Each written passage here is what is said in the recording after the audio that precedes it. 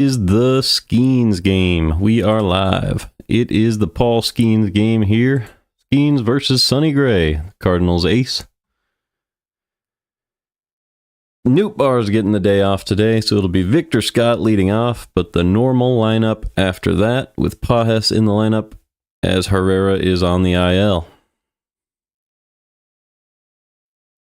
We'll be underway in just a second here. It'll be Victor Scott.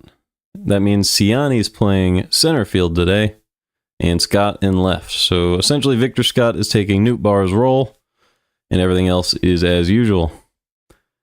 Pirates defense has Sawinski in left, Reynolds at DH, O'Neill Cruz in center, Tommy Pham in right, Rodriguez behind the plate, Adam Frazier at second, IKF at short, Ke'Bryan Hayes at third, and Valdez at first. Victor Scott stepping up to the plate now.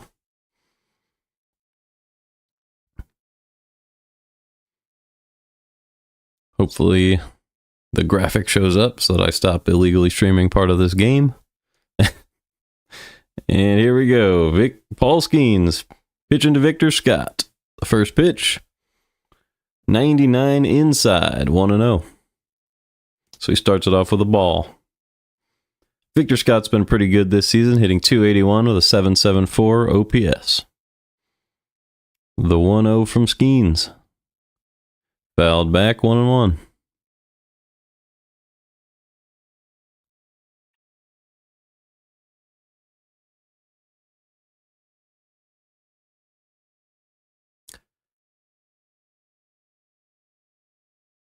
The 1-1 from Skenes.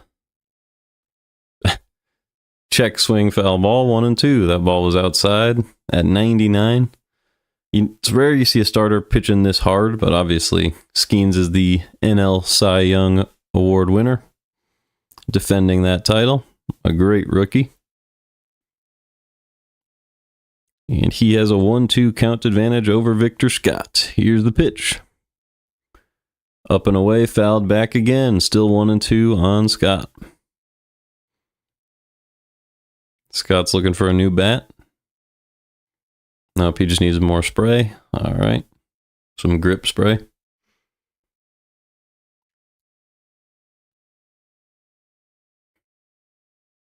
Skenes also known for his famous girlfriend, Livy Dunn. Here is the 1-2.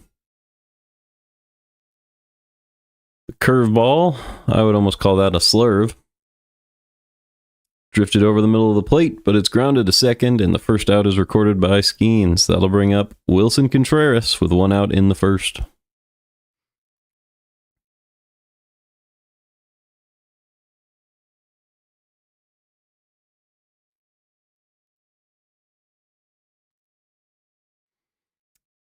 First pitch to Contreras. Low and away on that slider. Still kind of looks like a curve, kind of a slider. They don't have it registered as a slurve, so I don't know what it is. Here is the 1-0. A high fastball blew it right by him at 99, 1-1. Contreras just hitting 103 this season. No home runs yet. 340 OPS and a lot of double plays. Here is the 1-1. Hung the sweeper, I guess you could call it that, over the middle of the plate, but Contreras fouled it back, 1-2. So that was not his best pitch, but Contreras could not stay on it. And it's 1-2. Pitch 9 of the game for Paul Skenes as he drops his mouthpiece, or maybe his pitch comm.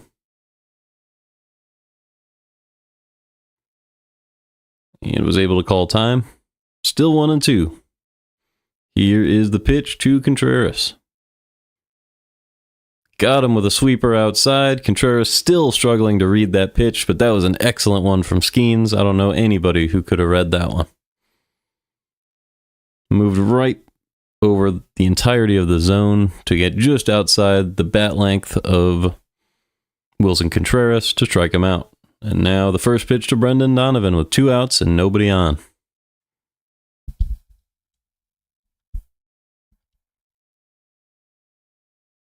Missed a little low with the splitter. 1-0.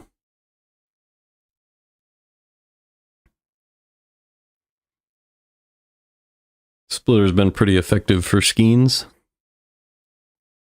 Rare pitch around the league. He missed inside with a splitter on Donovan, but they call it a strike. 1-1. Hopefully that wide zone is consistent for both teams. Here's the 1-1 pitch to Donovan.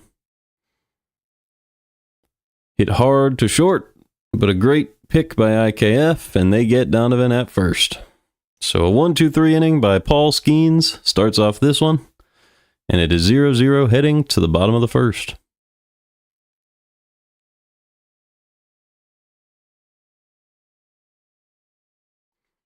So it'll be Jack Suwinski, Brian Reynolds, and O'Neill Cruz to start the game for the Pirates.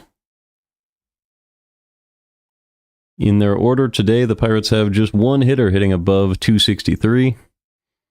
And that would be IKF hitting 343 on the year. To face Cardinals ace Sonny Gray. So this could be a low-scoring day. Let's see what we have going on. My spreadsheet. You'll see what this is for later on. For now, let's see what Skenes did last season. 5.9 WAR, a 1.96 ERA. That's incredible. Puts him at 2.16 ERA plus. And we can't get to the awards on this picture, but I'm sure we could just click on him. Just to make sure we see the awards there. Oh, I guess he did not win the Cy Young last year, but he did win Rookie of the Year. Probably just because it wasn't a full season. But he was an all-star. Got 6 WAR out there. And he's earned every bit of recognition. Only 94 hits allowed all season on all 23 starts. 170 strikeouts in 133 innings. A whip well below 1. And he had another one of those 0 whip innings last inning. So a great job by Skenes, obviously. In the lineup, this is what they did last year. So you can see why Bart is their catcher, although he's not starting today. There you go. Sonny Gray's on the mound, and he'll be facing Suwinski. First pitch to Jack Suwinski. A little inside, 1-0.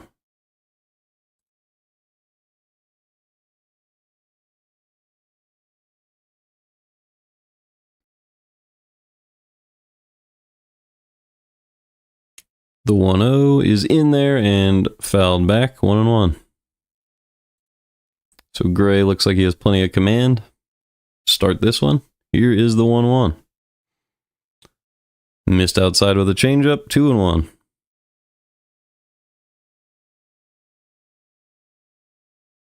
Gray has been a little disappointing so far on the season with a 5.73 ERA, but they have won both of his starts so far.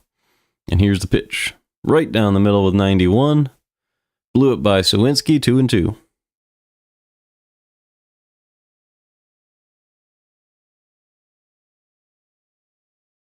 Suwinski hitting 143 this season with just 1 RBI. Here's the 2-2. Right in there for strike 3 with a sinker. Came back into the inside part of the zone. And Suwinski is caught looking. So there's 1 away here in the bottom of the first. That'll bring up Brian Reynolds, who is the DH today. 529 OPS on a 182 batting average. A lot of that OPS coming from the 1 home run he has on the season.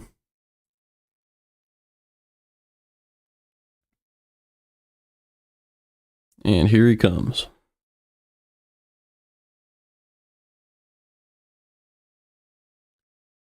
First pitch to Reynolds is a little low with a sinker.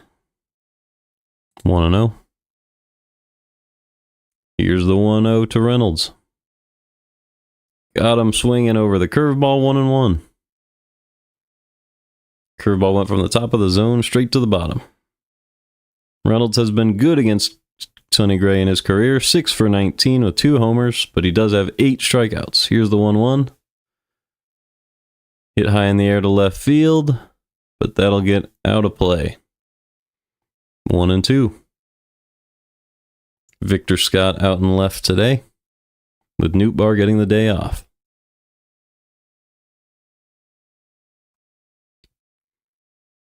So the Cardinals have an excellent outfield defense today, but it might cost them a little bit on the offensive side.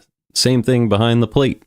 Pedro Pajes is in the lineup, so great defensive catching, but he's not the most ideal candidate to be hitting from the catcher position. So we'll see how that works out. Here's the 1-2 pitch to Bryan Reynolds. Broken back grounder to short. Mason Wynn grabs it and makes the throw. 2 away in the bottom of the first. So a good job by Gray. Keeps pounding the zone. And that is the key to the game, according to the Cardinals broadcast. Pound the zone if you're Sonny Gray. You got to win this duel with Paul Skenes, so you can't be putting base runners on, and that makes a lot of sense. Here comes O'Neal Cruz. This is one of those guys where, yeah, it's good to pound the zone, but maybe find the right part of the zone, you know? Don't let him hit anything too far. First pitch to Cruz. Curveball, he swung right over it. 0-1. He already has 2 home runs on the season, but he's hitting just .222. The OPS is up at 778, so puts him a little bit above league average. Here's the 0-1. Changeup fell below the zone, 1-1. Good pitch from Gray.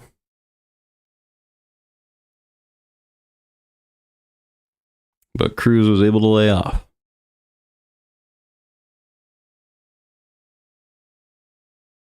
The 1-1 is outside. 2-1.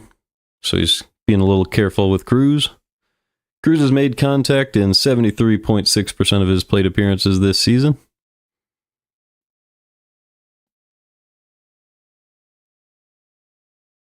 And here's the 2-1 pitch to Cruz. Ground ball, foul. On the third base side, 2-2. Take a quick look around the league. The bases are loaded in the Toronto-Boston game with 2 outs, so that's going to be an interesting one. That one's probably in the first. Washington, the Nationals now have another lead against the Dodgers. They were able to beat them yesterday, and they lead 2-0 today. Here's the 2-2 pitch to Cruz. Sweeper low and in. Count runs full. And then you have Philadelphia at Atlanta, so that'll be exciting. That game is 0-0. Tampa Bay hosting the Angels. The Mets are currently destroying the Marlins. And Sonny Gray catches Cruz looking with a sinker on the inside corner. So he brought it back into the zone. Cruz was frozen, and he gets another strikeout so far today.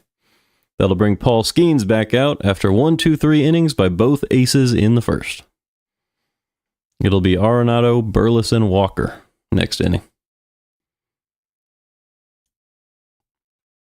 So let's take a look at Cardinals lineup from last season. Arenado, Burleson, Walker. These guys also have had decent sample size this season, but full season is probably more representative. So Arenado was about league average last season. Obviously, most of his career he's been better than that, and so far this season he has as well. Burleson, just a little bit better than Arenado last season. 21 homers. And then Jordan Walker had a bad year last year. Only a 71 OPS plus. He's been much better this season. So I'm sure on your screen, because I have the lineups, you should be able to see what they're doing so far this year. We flip back here. Yeah. Arenado with a 1 dot OPS, and then Burleson a little bit below average, Walker a little above average. Hopefully they can stay with Paul Skenes in the top of this one, as it'll be back very soon.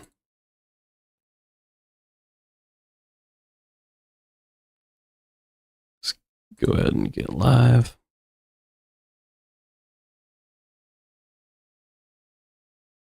Contreras has been the most disappointing this season, especially compared to last season. He was the Cardinals' best hitter last year, and this year he's hitting just 100 with a 332 OPS.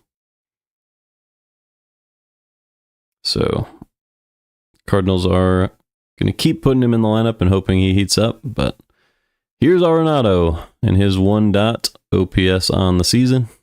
First pitch, a little low, 1-0. Missed low with the splitter there. Skenes has been excellent this season with a 1.35 ERA. And here's the 1-0 to Arenado. Got a sword on the sinker, chopped right above it for strike 1. It's now 1-1. Arenado has a 15-game hitting streak running right now. He's hitting 350 over that span. Here's the pitch. Sweeper. Right over the middle of the plate, 1-2. Arenado is 4 for 9 in his career against Skenes with a homer. So those are excellent numbers against a guy like Skenes. Here's the 1-2. Sweeper hangs right over the middle of the plate, and Arenado hits it deep to left, but not quite enough, and it's caught at the warning track. 1 out in the top of the second. So not a good pitch from Skenes, but maybe the wind is helping him a little bit. Arenado was unable to get all of that one. 1 out, nobody on, top of the second for Alec Burleson.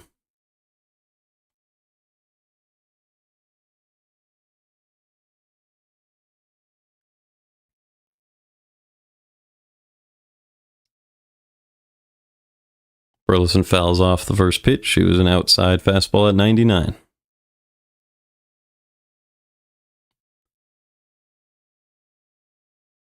Burleson is wearing a mask today to try to stay warm. It's a little bit cold out. This, I believe, is Nootbaar's first day off, so that makes sense. Here's the 0-1 pitch to Burleson. Fouled back at the top of the zone, 0-2 now.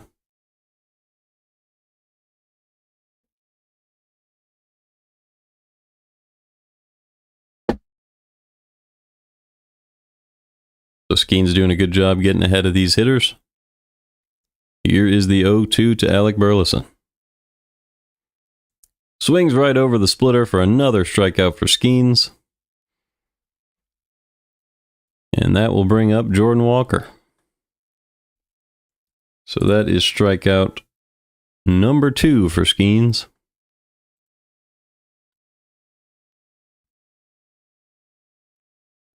And he's gotten everybody out so far. Here's the pitch to Walker. A little low on the splitter again. 1-0. So those first pitch splitters are not finding their spot, unless that's what he's going for. But everything else has been great. Here's the 1-0 to Walker.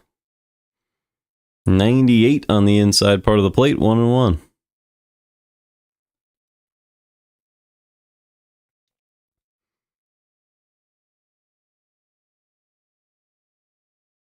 The 1-1 to Walker. Sweeper moves outside the zone and he fouls it back, 1-2. This is the type of stuff you'd expect to see from a flamethrower reliever, but Skenes is a starter and he can do it for multiple innings. He's talked about having to hold back a little bit so that he can last further into games and extend his career, which is a smart strategy for such a young pitcher. Here's pitch 23 of the game from Skenes to Jordan Walker.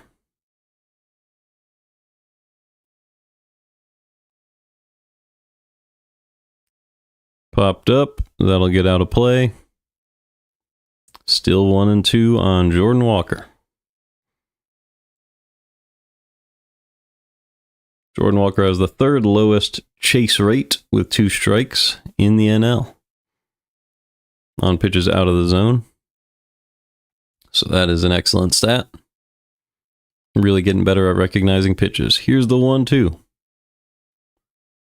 Got him right on the corner with a fastball, right at the knees, and Walker didn't like it, but it was strike 3. And down goes Walker. Skenes gets strikeout number 3, and we go to the bottom of the second with no base runners. It'll be Ke'Bryan Hayes, Emmanuel Valdez, and Tommy Pham. So let's see what Valdez did last season, as I have no idea what he did last season. Valdez, was he on the team? No. So we'll go to the single player baseball reference.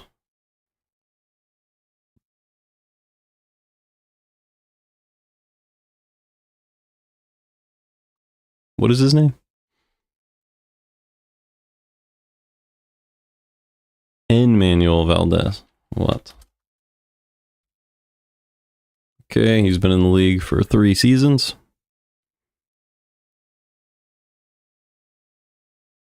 He was with Boston the last 2 seasons, a negative WAR in all of those.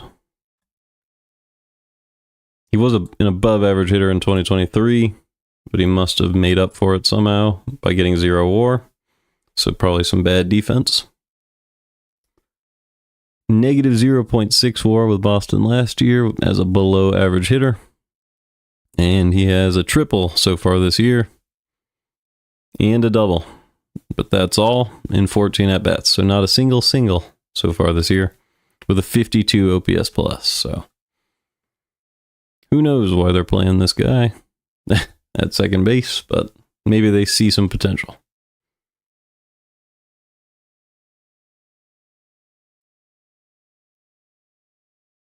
Last season, it was Nick Gonzalez out there with 1 WAR. 270 batting average, but the OPS was below 100.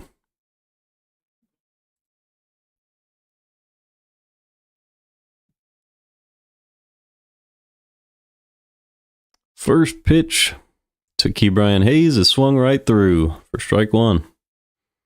Gray started him off with a fastball.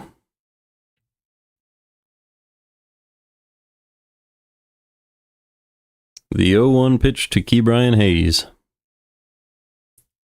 It was in there, but Pajes did not get the call. 1-1. Cutter on the upper outside corner. The 1-1 pitch to Hayes. Fouled away, 1-2.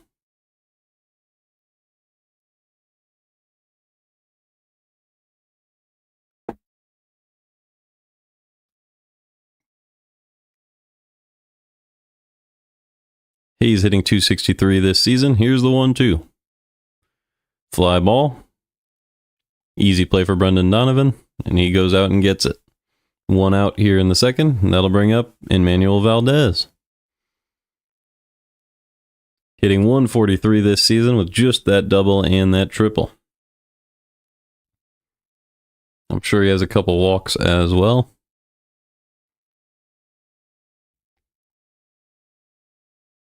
Here's the first pitch from Gray.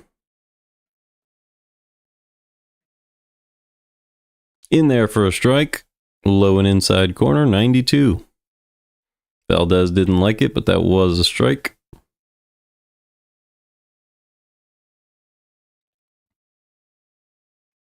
The 0-1. Missed up and away with a changeup, 1-1.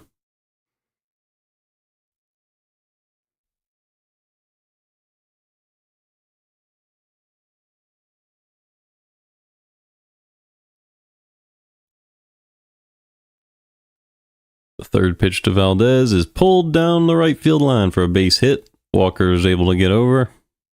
And that's just going to be a single. So there you go. He has a single, a double, and a triple on the year. There's some of that potential the Pirates might see in him. It was a sinker right over the middle of the plate. He was able to get the barrel out and just pull it. to the right field grass. Here is the 1 out. First pitch to Pham. Fouled back, 0-1. So there's 1 on, 1 out here in the second. That was the first hit of the game for the Pirates. First base runner for either team here in the second.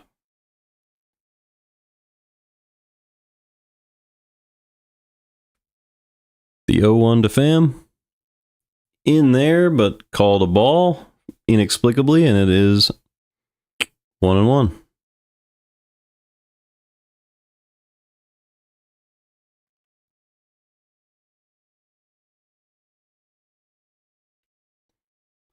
Third pitch to Pham. Fouled away, 1-2.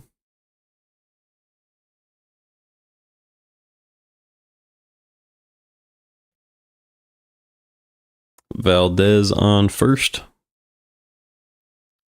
To the former Cardinal, Tommy Pham.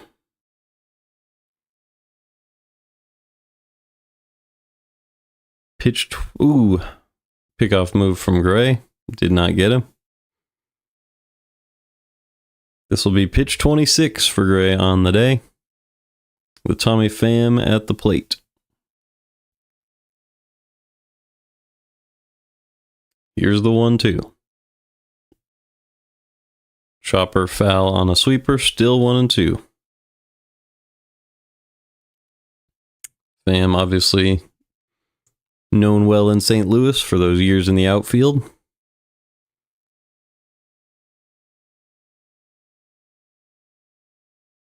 He's hitting 121 this season.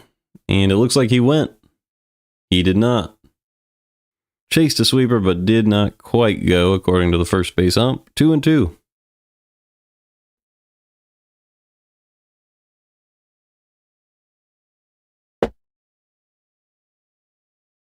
So Gray needs to deliver again. And here's the pitch. Called strike 3 on a sinker on the outside part of the plate. That one did miss, but it was more of a makeup call than anything. Just not great from the umpire this game, but he's been consistent on those outside pitches, expanding the zone just a little bit. 2 outs and 1 on for Endy Rodriguez. He's the catcher today, hitting 185 on the season with a 5.86 OPS.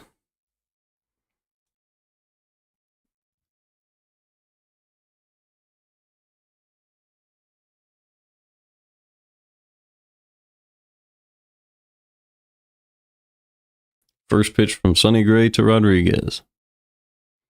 Hit hard, but caught by Mason Wynn. So that'll be the 3rd out. 2 scoreless innings from Gray on 29 pitches. And it's still 0-0 after 2 in this pitching duel in Pittsburgh.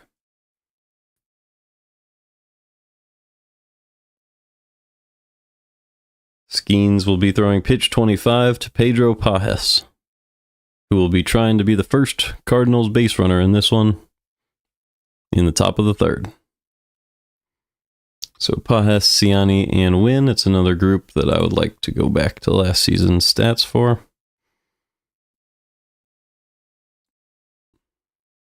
Here's Pajes. He had 0.8 WAR last season, an 83 OPS plus, 7 home runs in 68 games. Not too bad.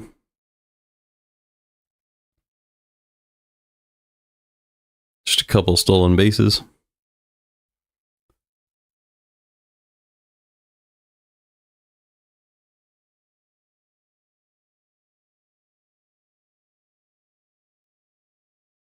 Obviously, Wynn was really good last season, hit 267. A lot of singles. He was top 30 in baseball with those. And finally, Ciani. He was starting in center for most of last season, hit 228, 62 OPS plus, which is not great, but he can reach base. On-base percentage of 285. It's better than Gorman. It's better than Pajes. So we'll see what happens.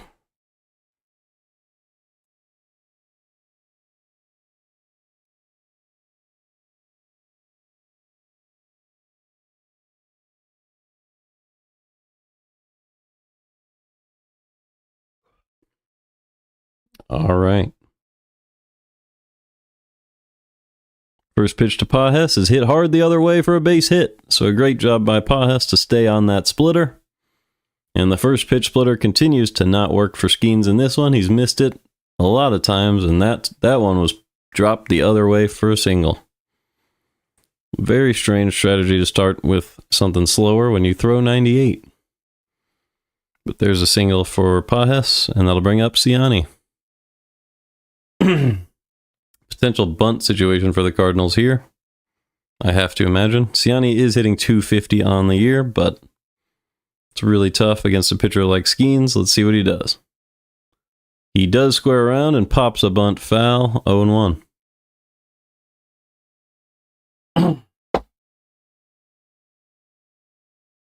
With Mason Wynn on deck. Being able to get a base runner into scoring position does mean a lot. I'm not sure that a single would be able to score Pajes anyway, so maybe Ciani should be swinging here, but I do not fault the Cardinals for a bunt decision. Here's the 0-1. Takes it inside, 1-1. He did not square around that time. And he tried to do a surprise bunt on the first pitch, so no real square around from Ciani. Here is the 1-1. Swing and a foul ball into the umpire. 1-2. That one looked like it might have hurt a little bit. Took a bad bounce.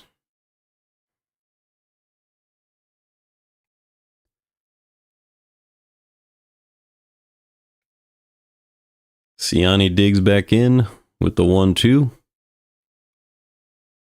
With Pajes on first. The pitch is swung right through for strike 3. Blew it right by him with 98. And there's one out in the top of the third. That will bring up Mason Wynn. With Pajes on first and Victor Scott on deck.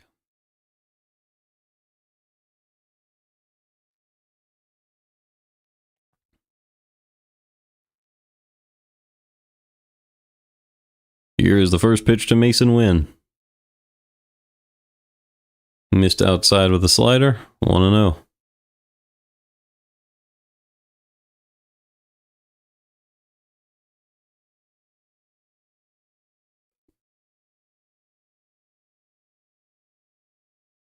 The 1-0 pitch to Wynn. In there with the splitter for a strike. So that had some very wicked movement from Skenes. Tough to read for Wynn, and it's 1-1 on Mason Wynn. It's really strange not having Nootbaar following Wynn, but here is the 1-1. Missed a little low with the splitter. 2-1 now.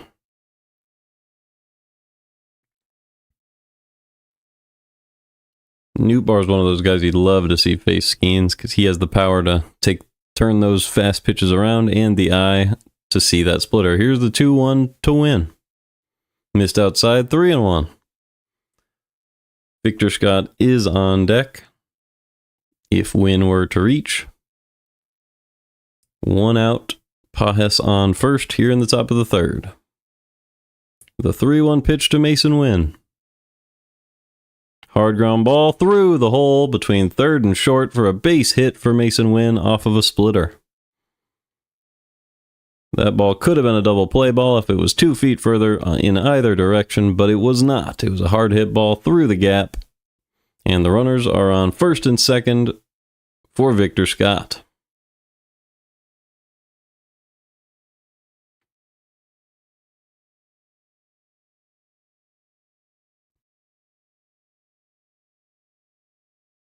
First pitch from Skenes to Scott. Splitter below the zone, 1-0 once again. That would have been blown right by him if it was the fastball, but Skenes tries the splitter again and costs himself ball 1 once again. Here's the 1-0 pitch from Skenes to Scott. Up and away with the fastball, swung right through it, 1-1. It's 98. You got to use it. Puts a lot of pressure on Scott to do something with a pitch like that. It is 1-1. Here's the third pitch to Scott. Hard hit ball, 98 into the gap, and that will be all the way to the wall. 1 run scores. Here comes Win, and it's going to be an RBI triple for Victor Scott. 2-0 Cardinals.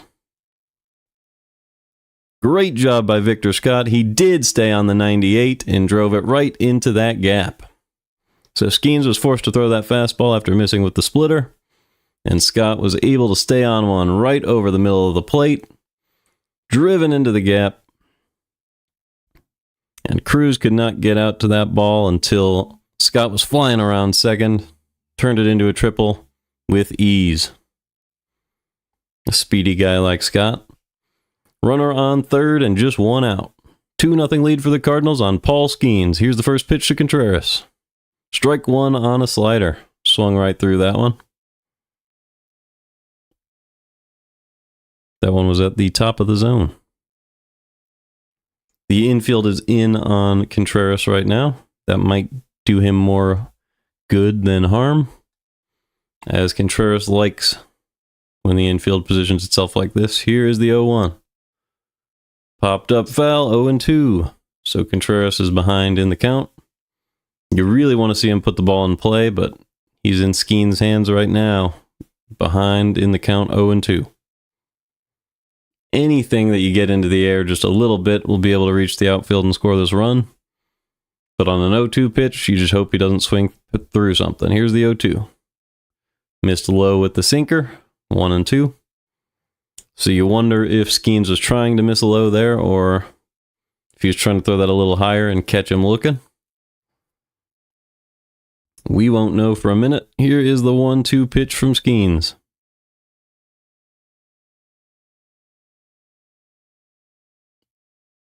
Up and in, a perfectly placed fastball for a strikeout. So Skenes settles back in and gets that out. And now it'll be Brendan Donovan, with Victor Scott waiting on third base. Keep in mind, a passed ball would also score the run. And with Skenes stuff, that is very possible. First pitch to Brendan Donovan. Outside, 1-0. Sweeper did not make it close to back inside the zone. Donovan hitting 15 for 41 with a 366 average this season, 961 OPS, and 2 home runs. The 1-0 pitch to him. Right down the middle, fouled back, 1-1.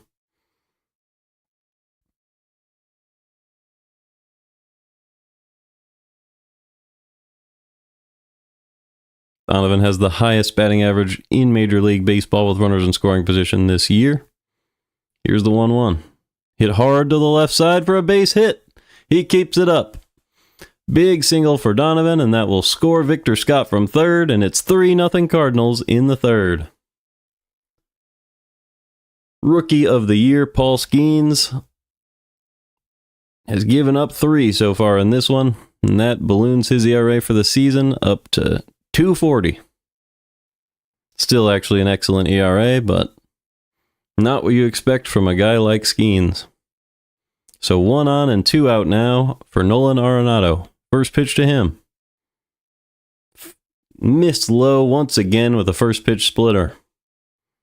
Skenes putting himself behind in a lot of counts with that splitter. I would advise him to stop throwing that first, but I am not a pitching coach. Here's the 1-0 pitch to Arenado. Strike on the inside part of the plate. That one was the splitter. Catcher failed to make the play, but did get out there to prevent Donovan from reaching second. So Donovan still on first, 1-1 count. Arenado at the plate. 3-0 lead for the Cardinals. All 3 scored in this third inning. Here is the 1-1 to Arenado. Missed low and away, 2-1. So Skenes having a rough inning right now. Might have to put it back in the zone for Arenado, but I'm sure Arenado is thinking the same thing. The 2-1 pitch to Nolan Arenado. Up and away, did he go? He did. 2-2. So Arenado chases one way up and away. Costs himself a pitch there. Saved Skenes, bailed him out a little bit. And it's 2-2. Here is the 2-strike pitch. No, a check on Donovan. He got back safely, no problem. Arenado hitting .333 on the season with a .929 OPS. He's 0 for 1 today. And the pitch, a little low. Count runs full on Arenado. That means Donovan's going to get a little bit of a head start.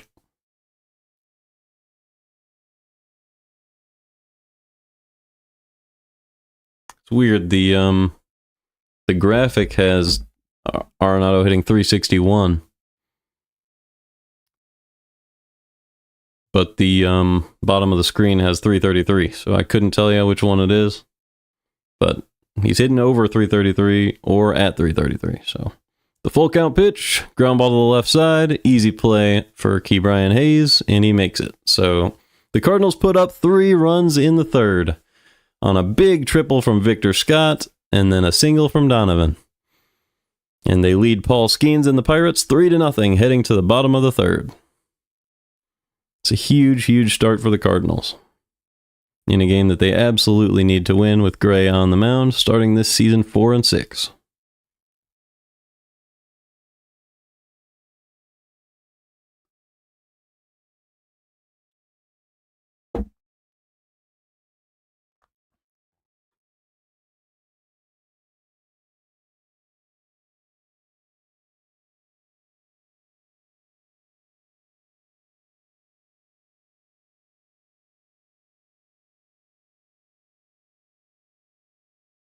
I wonder if there's a Sporkle quiz on last season's pitchers.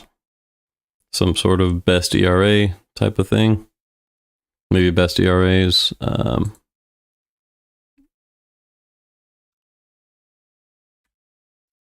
Hopefully this isn't like best era. Hopefully they figure out what I mean.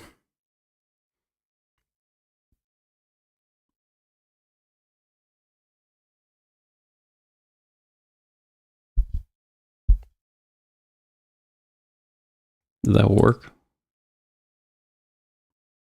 Here we go. Best pitching seasons by team. So that's definitely not something I'm going to be able to do, but we could go for it. Okay. Yep. All right. Since when? Okay, in the 2010s. Okay. So I wonder if Zach Gallen was even in the league yet. Whatever, let's just start at the Cardinals. In the 2010s, I bet Wainwright had the most wins. He did. Also had the best ERA for one season. Whip, is that going to be Helsley? No, he wasn't there yet. Rosenthal, he had the saves. The whip, I don't think Chris Carpenter did it. He did not. Reyes, he did not. Interesting. Strikeouts, that's tough.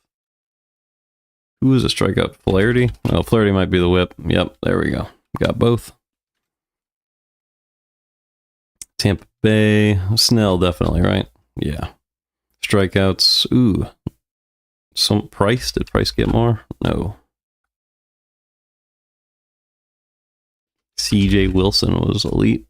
Brian Wilson. That's interesting. Well, we're on the topic of the Giants. Let's get Bumgarner.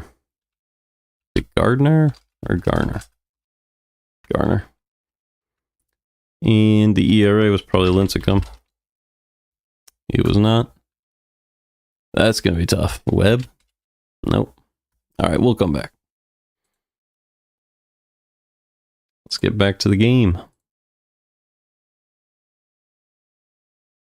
Okay. First pitch from Gray, missed inside to Frazier. I'm going to be a little behind. Let's catch up. The 1-0 pitch to Frazier, inside, 2-0. The 2-0 pitch from Sonny Gray to Adam Frazier.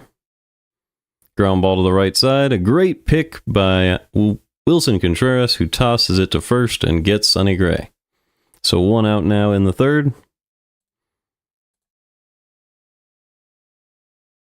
That must not have been Contreras. Yeah, Contreras is at the DH. Burleson is at first. Because it looked like a lefty. There we go. 0-1 on IKF. Let's get live here. Change up. Guess he was fouled back. 0-2. We have a banking ad. All right. Sonny Gray gets set again with an 0-2 count advantage over Isaiah Kiner-Falefa. He is hitting .343 on the year. No home runs, but an .810 OPS. Just a great high average hitter so far. 4 RBIs. At least one of those came yesterday. And this will be the 0-2 pitch from Gray to IKF. Popped the other way. Donovan goes out and makes the play. A good running catch from Donovan. 2 outs in the bottom of the third. Before this pitch, let's take a look around the league. Washington leads 5-0 over the Dodgers. Boston and Toronto tied at 0. The Angels lead the Rays in Tampa Bay 2-0. Philadelphia leads 1-0 in Atlanta. And then we have the Cubs hosting the Rangers tied at 0. Same thing with the Royals hosting the Twins. First pitch to Sawinski is in there with a changeup for a strike. 0-1. Earlier today, Cleveland was able to beat the White Sox 1-0, and the Tigers were able to beat the Yankees 5-0. So a lot of 1-0 games so far this season, more than I imagine happened last season. 0-2 on Sawinski. The 0-2 pitch from Gray. Sweeper below the zone 1-2. At least to this point, I imagine there have been more 1-0 games because the Reds have had a couple of those, and the White Sox just got shut out 1-0 today.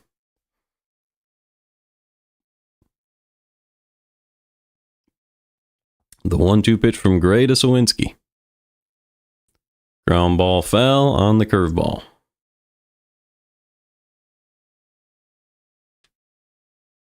So Skenes was able to get 5 strikeouts in the first 3 innings, but gave up those 3 earned runs last inning. And Gray has 3 strikeouts in just 2 2/3 as he throws the pitch to Sawinski, and it's hit high in the air to center. Looks like he belted that one, but right at the wall, Michael Ciani is able to make the catch, and that is the 3rd out of the 3rd inning. 3-0 Cardinals after 3. Great job by Gray. So 1 strikeout per inning for him, no walks, and just 1 hit allowed in these first 3 innings. And it'll be Burleson, Walker, and Pajes in the top of the 4th.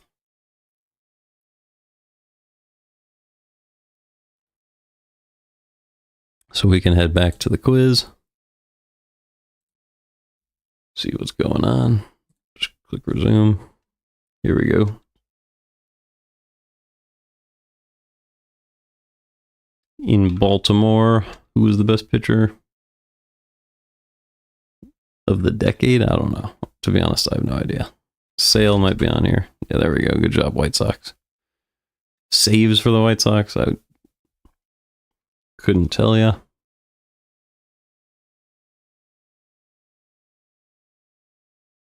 There was a Pittsburgh closer. Let's just try something. What's his name?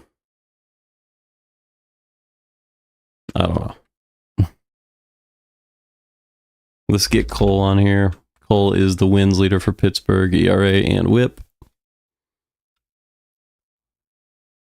Cole also had the strikeout lead for the Astros. I imagine Verlander made this list. He nailed all of them for Detroit and had a couple for Houston. Did Valdez make this list? He did not. So those Houston teams, who would have the ERA? Could that be Greinke? Nope, but he was there for the Dodgers. I imagine Presley might be there. Is it spelled like this? Okay, well, it's not him.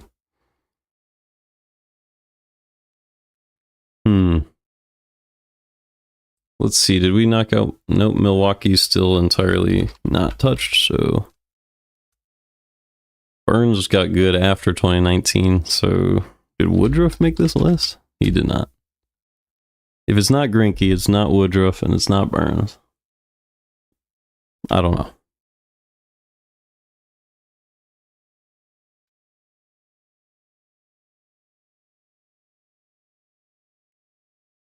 I wonder if Chapman knocks out a few saves. He did not. Wow.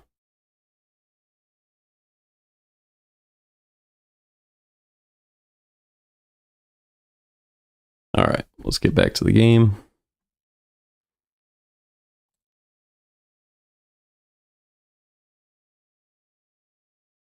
First pitch to Burleson, grounded fair. Skenes makes the grab at first, and there's one out in the top of the fourth. And that'll bring up Jordan Walker to face Paul Skenes.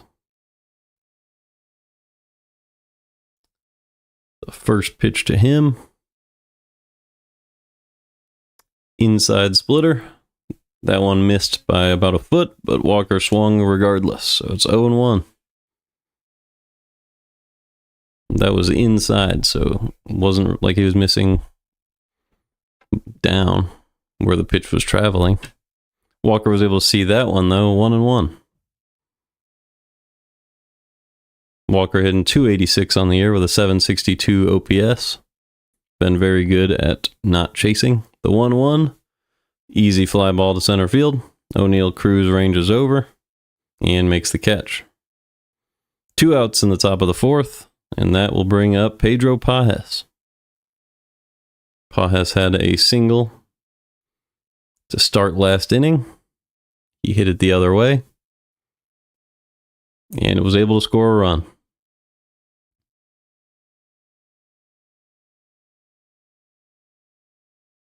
First pitch to Pages. In there for a strike with a four-seam. It was a little bit inside, but the ump has had a wide zone all day. 0-1. The 0-1 pitch to Pages. Ground ball to the left side. Easy play at short. IKF makes the throw a little bit high, and Pages will reach on an error. So IKF released that one a little funny. Pulled Valdez off the bag, and Pages reaches in the fourth.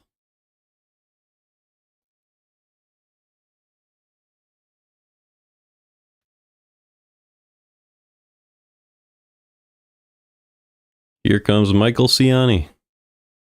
0-for-1 today. Ground ball, easy play for IKF. This time he'll just step on second. Didn't need to make a throw that time, and that will do it for the fourth inning, for the Cardinals. 3-0. We head to the bottom of the fourth, and Sonny Gray will come back out. So Skenes so far today, 4 innings, 5 strikeouts, 4 hits allowed, no walks. So a 1 whip on the day, but unfortunately for him, 3 of those hits came in the same inning and resulted in runs.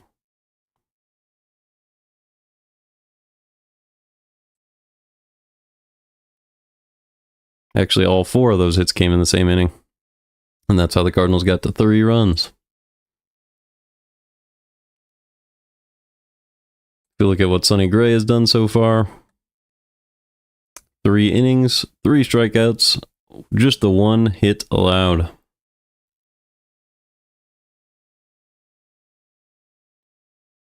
And that hit was just the single by Valdez. So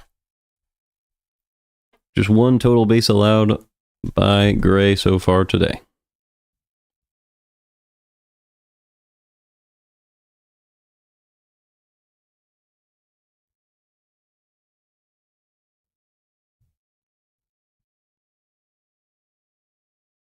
Let's get back to the quiz.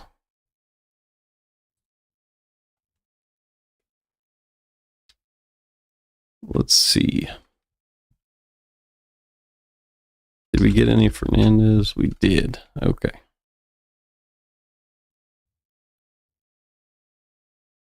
What about some Hernandez? We did. Okay. So the 2010s did have some great pitching in those cities.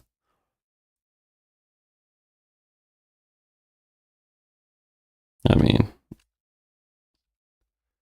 there should be some. There's Cliff Lee with strikeouts. Halliday. The whip. I don't know.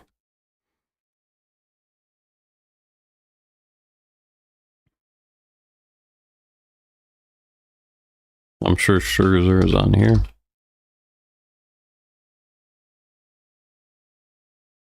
Did Strasburg lead their team in wins? No. Let's spell like that. No.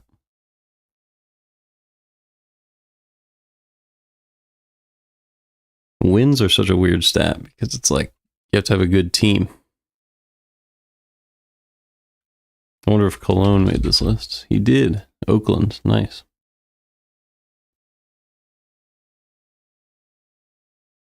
That means Gray might make this list. Yep. Good whip. So there you go. Sonny Gray was able to make it to this list.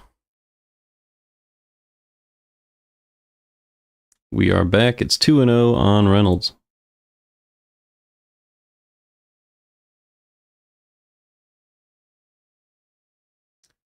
Called strike on a sinker, 2-1. That one was a little inside, but it's been a wide zone. The 2-1 pitch from Gray to Reynolds. Up and away, 3-1 now. Oh, great. The 3-1 pitch from Sonny Gray to Brian Reynolds. Sinker, low and in, is crushed deep to right field and gone. So the Pirates get one back here in the bottom of the fourth. Gray gives up a homer. First home run of the game for either team. Second for Gray this year. Sorry, second for Reynolds this year. And it is 3-1 in the fourth.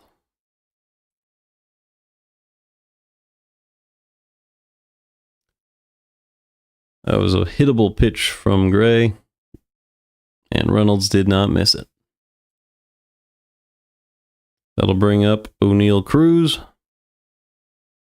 as Gray misses outside for ball one, 1-0. It's been called a strike for most of today, but that is a ball.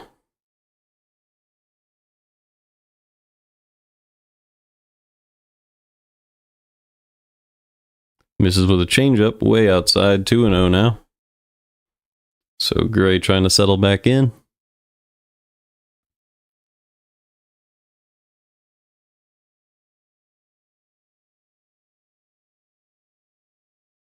The 2-0 pitch to Cruz, in there for a strike on a low changeup.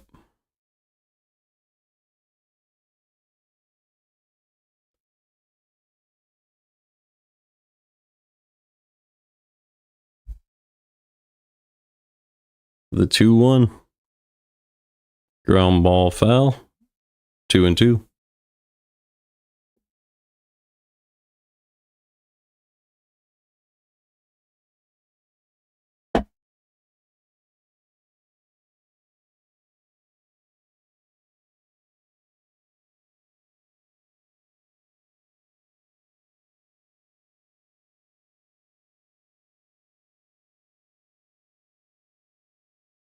The 2-2 pitch from Gray to O'Neal Cruz.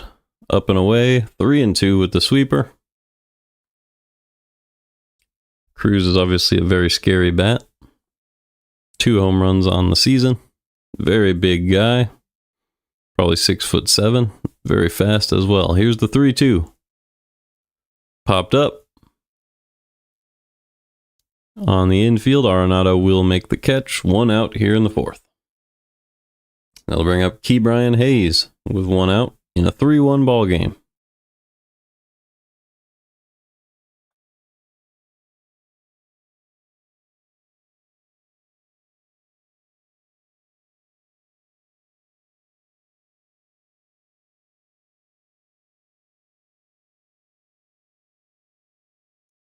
First pitch to Hayes is up and in with a curveball, 1-0.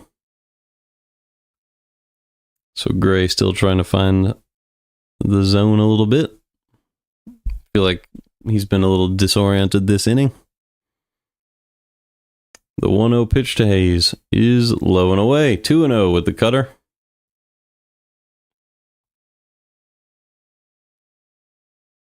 So Gray missed the zone by about a foot each of those times. Here is the 2-0 pitch. Gets the call on the outside corner, 2-1. That was a little bit outside, but that wide zone is to his favor in this one. Hayes hitting .256 this year. He's 0 for 1 today. The 2-1 to him. Hit hard to center field, but easy play in center for Ciani, and there are 2 outs in the 4th.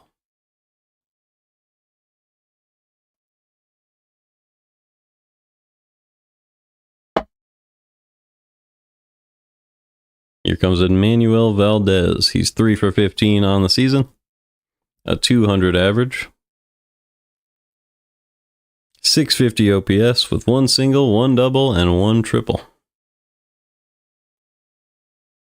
First pitch in there for a strike.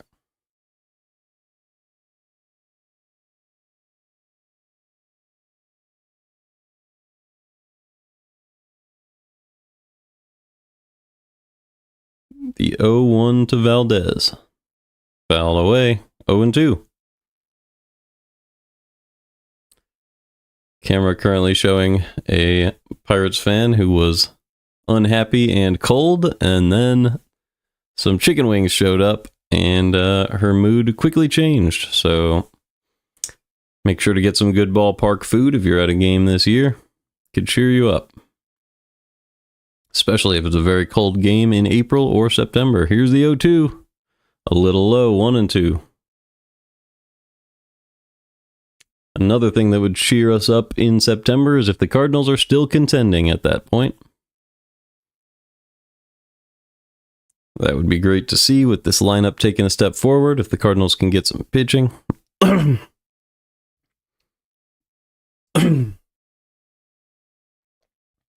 Make some moves with the pitching staff. That would be excellent. It is now 2-2 on Emmanuel Valdez.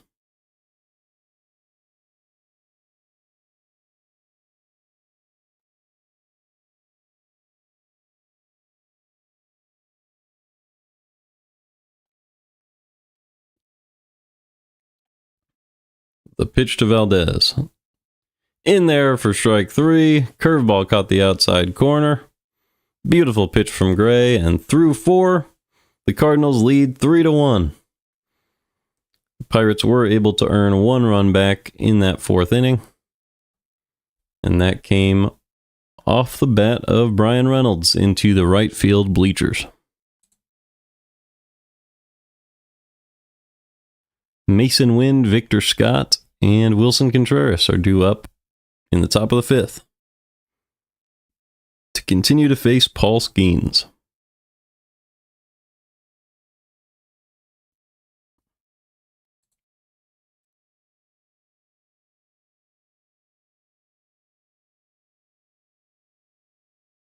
Any other pitchers I can think of? Let's see. Some old Braves.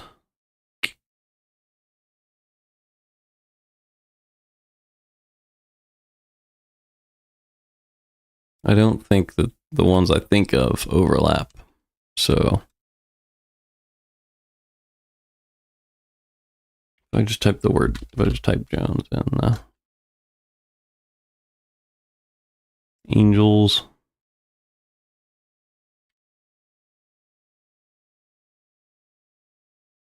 Did Weaver have a year like that? He did. Okay.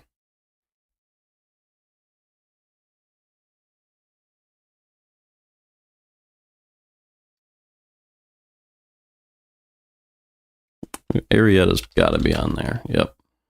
Okay. So sometimes it's just about just coming up with that one really good pitcher season.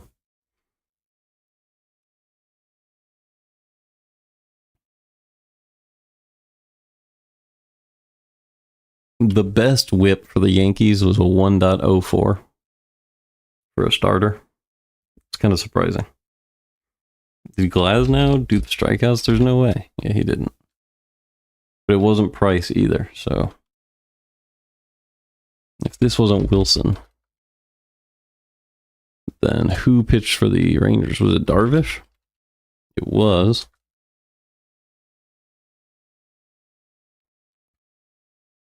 Like a Valdez. Oh, I already tried Valdez.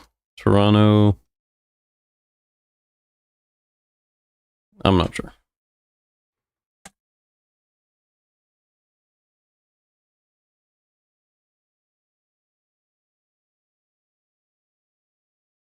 Skenes misses with the splitter against Wynn, and he's behind 2-0.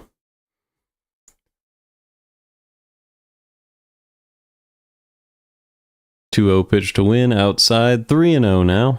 So Skenes having trouble finding the zone here. The 3-0 pitch to Wynn. In there for a strike with a four-seam, so he can command the four-seam at least. The 3-1. Another four. Oh, that was a splitter, but it had the same velocity, 96. So that's tough when the pitches go the same speed. One of them higher than the other. Here's the 3-2 to Win. Skenes trying to battle back. Ground ball on a broken bat to second base. Easy play, and he makes it. One out in the top of the fifth. So good job by Skenes to find the zone 3 times in a row. But here comes Victor Scott, who has a triple in this one. That came in the top of the third. Drove in 2 and ended up scoring the Cardinals a run in the following play. So a big third inning. And there's one out for him. Nobody on here in the fifth. 1-0. Skenes missed upstairs with the fastball.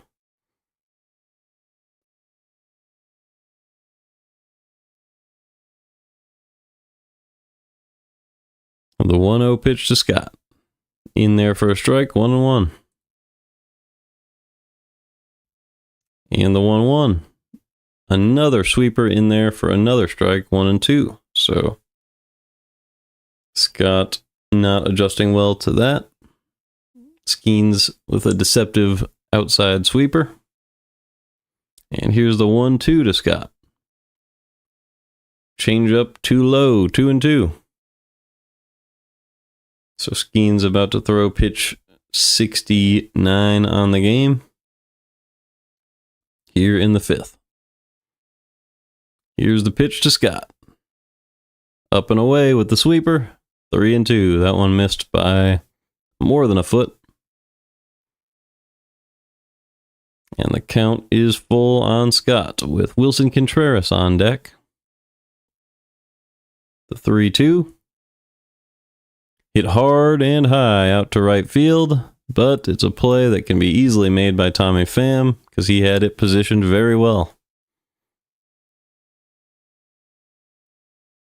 So Scott ripped another ball against Skenes, but that one was hard hit in the wrong spot.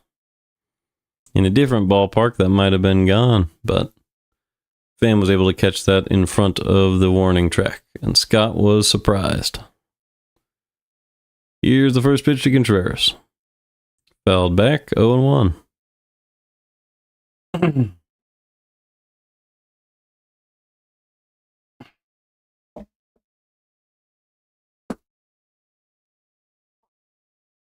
Contreras is 4 for 41 on the season with an .098 batting average. You hope he can battle his way out of this. The 0-1, swing and a miss. Curveball that time. Contreras really just not reading the leftward moving pitches very well this season. In a similar way to the way Baez has trouble with those. Here's the 0-2. A little low. 1-2 now. That was another splitter. Contreras really hoping Skenes goes to the fastball, as he can't read a sweeper or a curve. Here's the 1-2 pitch to Contreras. They go inside with a sinker, 2-2.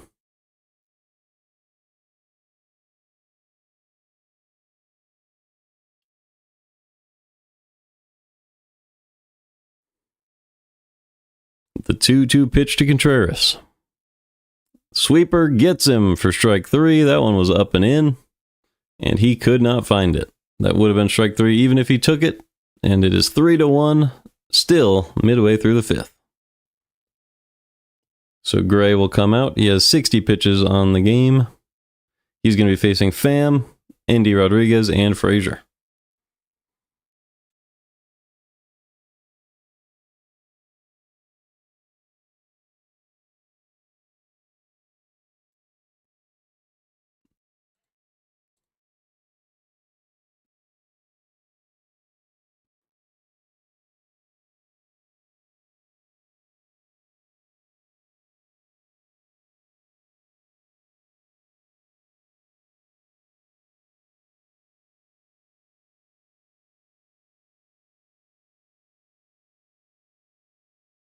Like, I would think Greinke would be Milwaukee and Kansas City, but maybe he wasn't good in Milwaukee.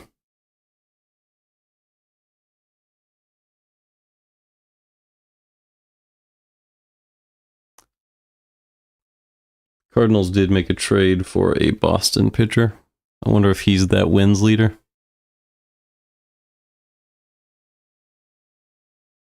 Let's get Jansen.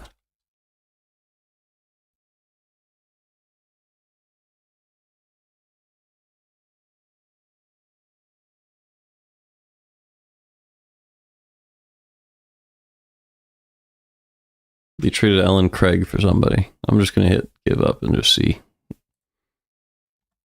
Hudson and Freed. Yeah, that makes sense. Oh, geez, what's going on? Nope. Porcello, yeah, I wouldn't have gotten that. Kimbrel's a guy I should have got. I'm not really upset about any of these Baltimore guys. A lot of these were hard. Cueto was a wins leader. That's crazy. Houston Street, I should have probably got. Valverde, I definitely should have got. And Kershaw is embarrassing. Yeah, I need to get off of this immediately. Maybe they have this for something else.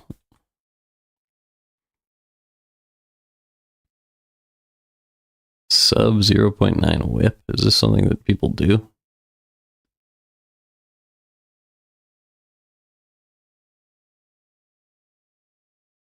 Innings pitched. I like that.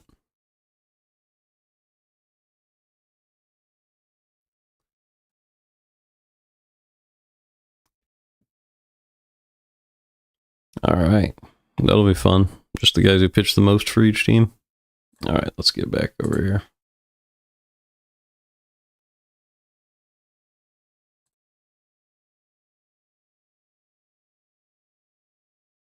Gray misses with the first pitch to Pham, 1-0. And here is the second.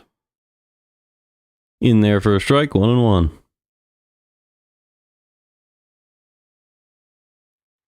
So Atlanta leads Philadelphia 3-1 in Atlanta. And Washington is blowing out the Dodgers 8-0. Here's the 1-1 pitch to Pham. A little low, 2-1.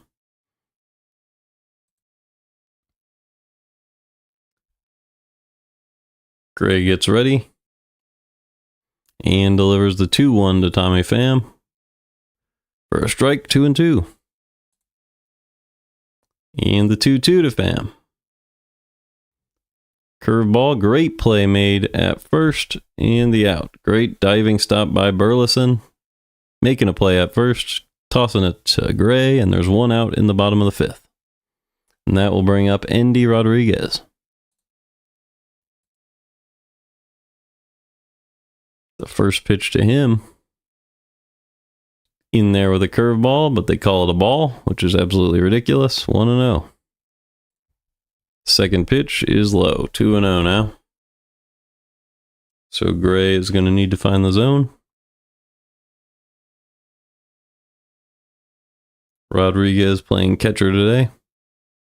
Hitting 179 on the year with 2 RBIs.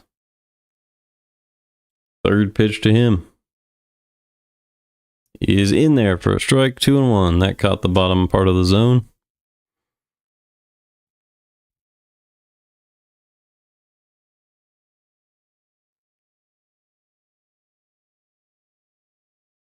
So Sonny Gray is trying to find the zone a little more often as Rodriguez drops a base hit into center.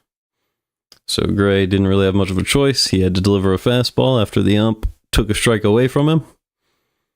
And Rodriguez sent that one to center for a base hit.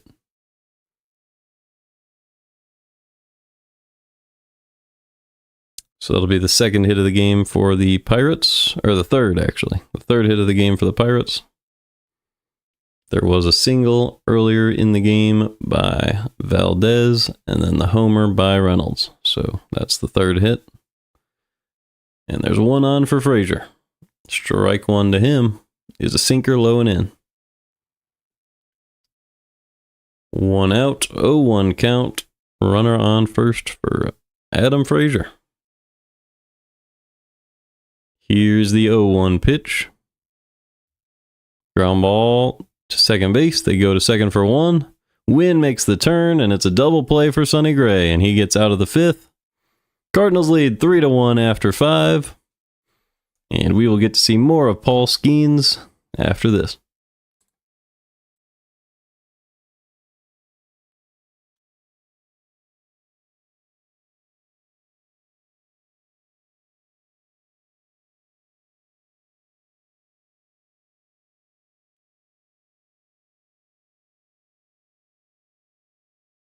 What is this? Oh, just the most innings from anybody.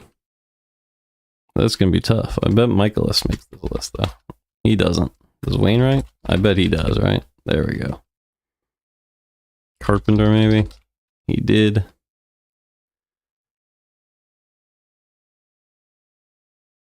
Did Scherzer do this? He did. I bet Kershaw's done it. He has. Greinke. He has not.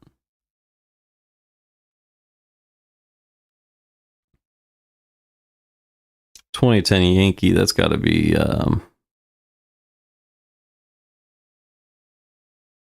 Sabathia, right? Is it spelled like...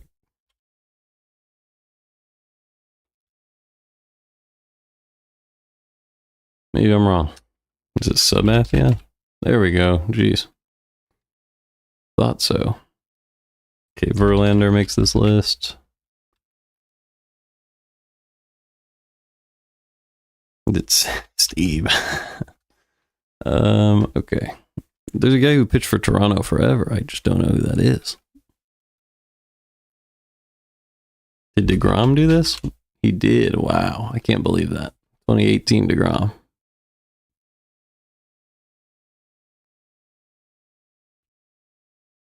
Evaldi could not have been in the league yet. Reed, probably. No. Okay. Price in 2014. Let's go to... Did Bauer? He did. All right. Sure the game is back by now. It is. Here comes Skenes. Misses inside with the splitter, 1-0 on Donovan. So more of the same. Trying to start guys out with the splitter, missing the zone, and it's 1-0 on Donovan. Donovan is 1 for 2 today with a single the other way. And he pulls one down the line, fair. That one goes all the way to the wall. He rounds first. That'll just be a double for Donovan.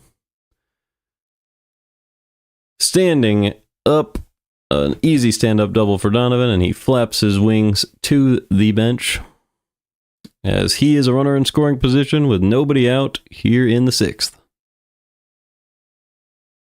An absolute rifle off of that fastball. Just above the head of the first baseman, down that first base line for an easy double. And here comes Nolan Arenado with Donovan standing on second. Skenes delivers. Strike one on a curveball. Bent that one into the zone. This will be pitch 79 from Skenes with a runner in scoring position. Here is the 0-1 to Arenado. A little low, 1-1.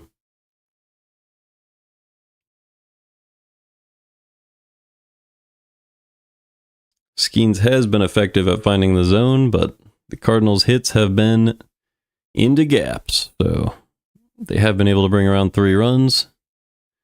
And it's a slider outside. 2-1 now on Arenado. Cardinals have also had all of their hits at the same times. Outside of this one, all 4 of their previous hits came in the 3rd inning. Here is the 2-1 pitch to Arenado. Way inside. Had to fall out of the way of that one. 3-1 now. Arenado is dead even between hitting it to center field and pulling it this year. And then the remaining 25% are to the opposite field. So 37.5, 37.5, and 25. Here's the 3-1 to Arenado. Right in there for a strike with the sinker. Just caught the lower inside corner. And the count is full on Arenado with nobody out and a runner on second. Alec Burleson stands on deck. He has a .306 on base percentage this year. No home runs quite yet. And here is the 3-2 from Skenes to Arenado. Low and away, he misses way outside, and the ball actually got away from the catcher, which meant Donovan was able to advance to third, and it's runners at the corners with nobody out in the 6th.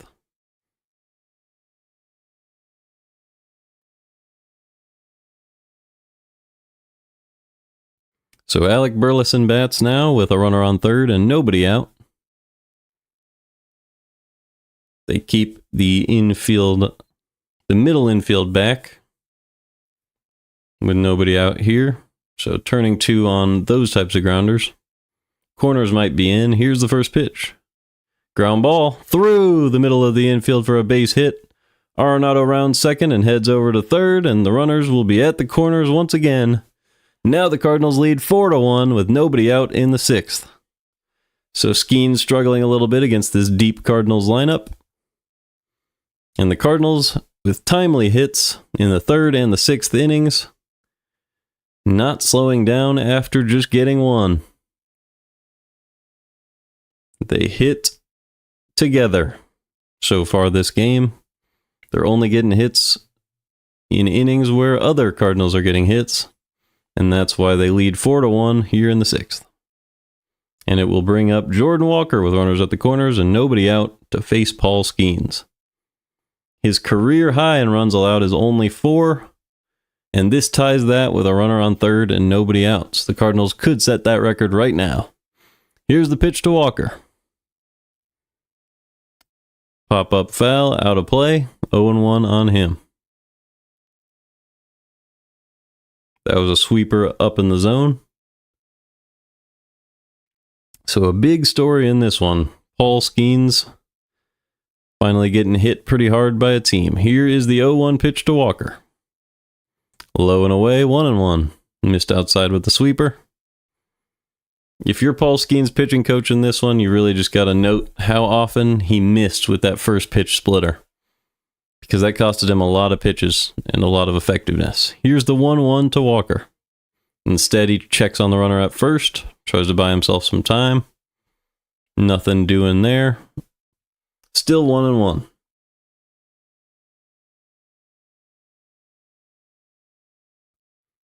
Walker settles in, and the 1-1 pitch to him. Up and away, 2-1. The other thing is obviously Skenes just not locating the ball as well as usual, especially in these 2 big innings in the 3rd and the 6th. Here is the 2-1 to Jordan Walker. Swing and a miss on the splitter. Beautiful splitter on the lower inside corner. 2-2. Skenes' ERA on the season up at 3.12, and there's big potential to add to that for the Cardinals right now.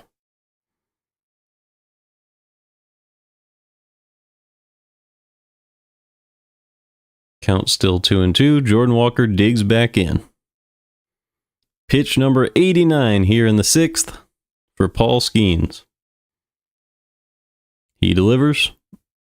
Fouled back by Walker. 2-2.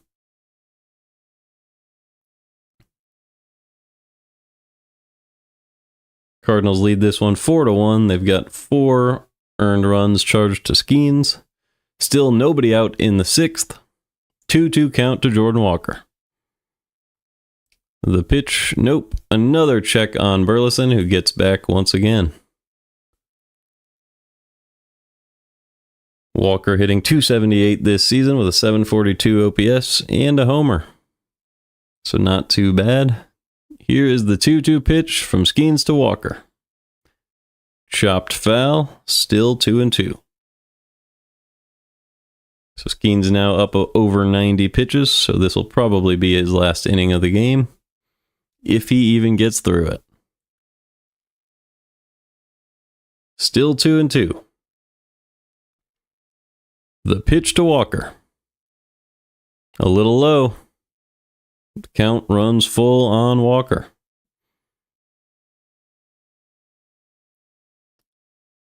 So Walker doing a great job taking pitches that are outside the zone, only looking to hit things he can hit. And with the full count, here's the pitch. Swing and a miss. He chops over the sinker. It would have been ball 4, but the movement toward him enticed him to swing on what he thought was a fastball. A beautiful pitch from Skenes. And that's out number 1 in the 6th. Pajes now coming to the plate with runners at the corners and 1 away in the 6th. So now it's a very real possibility that Skenes holds the damage to just 4 on the game, as a double play would get him out of it. Another check on Burleson to buy himself some time. Disengagement number 1 on Pajes.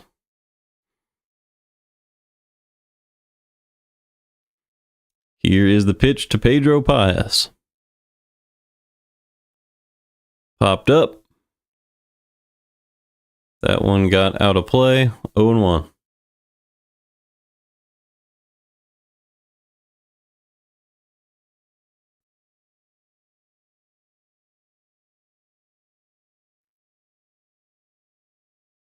Pajes is 1 for 2 with a single in this one. Here is the 0-1 from Skenes. Low and away with the slider, 1-1.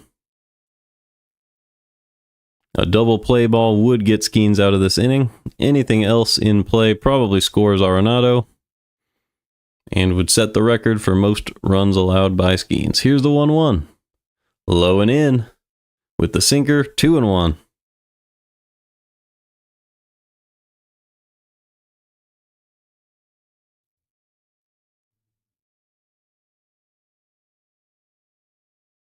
The 2-1 pitch from Skenes to Pajes. Ground ball. Second baseman makes the play, but cannot go to the plate and cannot turn 2. So Arenado scores, and the Cardinals set the record for most runs allowed by Paul Skenes in one game, and that would be 5. And the Cardinals have a 5-1 lead in the 6th. This lineup continues to do damage to all sorts of pitching. Burleson was able to move to second on that play. Runner on second and 2 outs for Michael Ciani.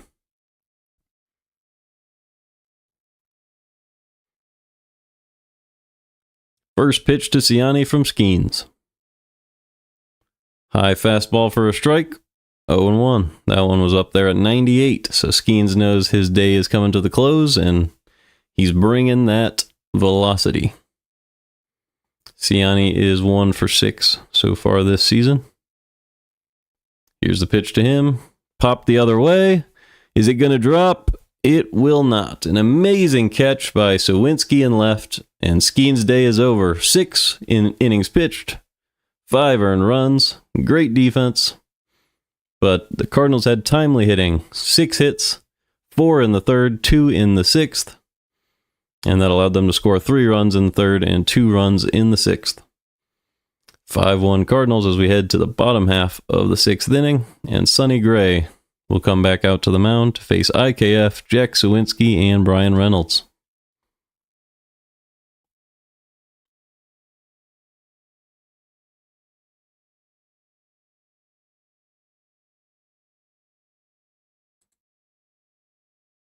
All right. What else? Cincinnati pitchers who pitched a lot. I mean, Cueto maybe, right? Okay. The Mets. The 2012 Mets, I'm not going to be able to get all the way back there, but we go all the way back to 96, so we can go to Maddox.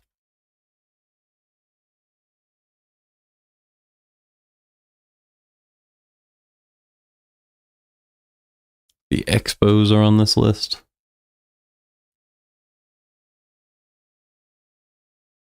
I mean, I don't know.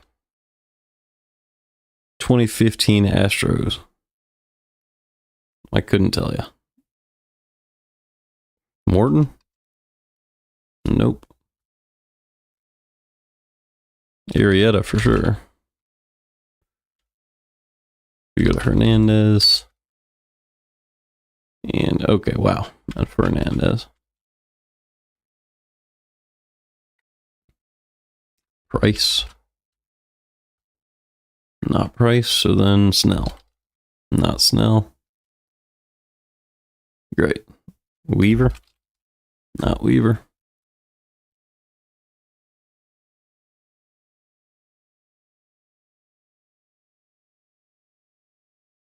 Did Keuchel do it?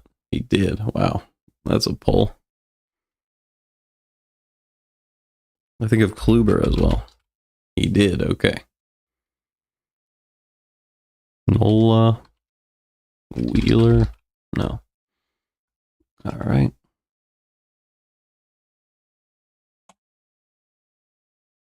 Let's get back to the game.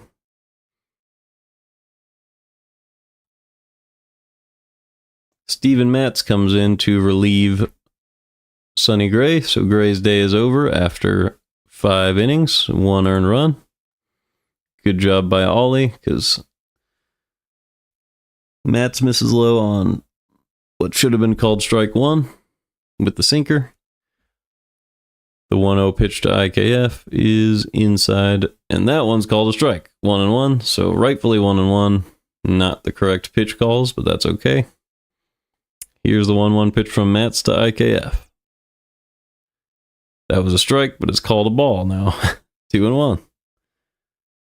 So 3 incorrect calls from this ump so far, out of 3 pitches from Steven Matz.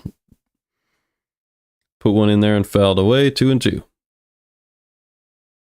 But I like this move because Gray was coming off of a couple of long starts, so giving him the chance to come out of a game early is a good idea. Here's the 3-2. Chopped to short. Easy play by Wynn, and there's 1 out in the 6th. That will bring up IKF. Is that right?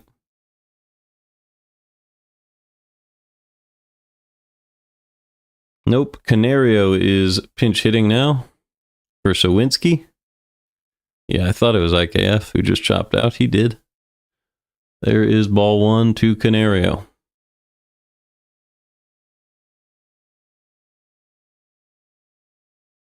Second pitch from Matz. Up in the zone for a strike. 1-1.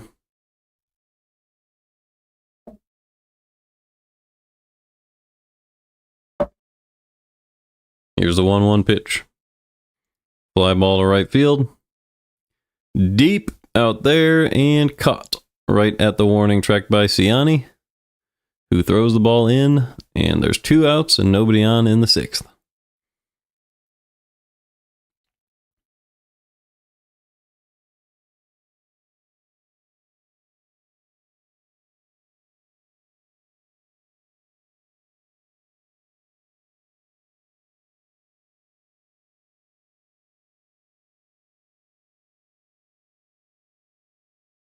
First pitch to Reynolds. Steven Matz floats a curveball over the right side of the plate for a strike. 0-1. Reynolds had the solo home run earlier in this one.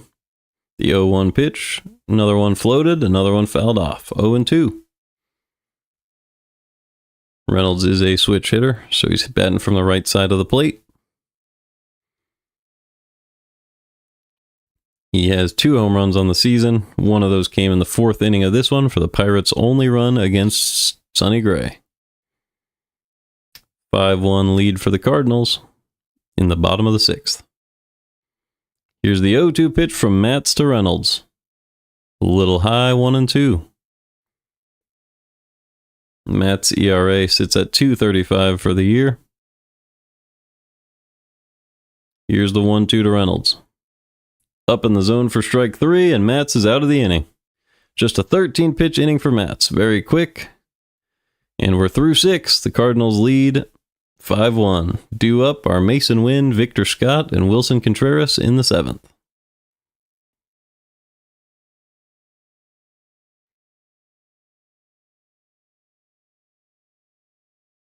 All right. From recent seasons. I mean, did Strasburg have a big year in 19? He did. Okay. Obviously, they won the championship that year. The 2020 season is so strange that it's very hard to know who these guys would be. It could be Hendricks. It was. Okay, so we got him.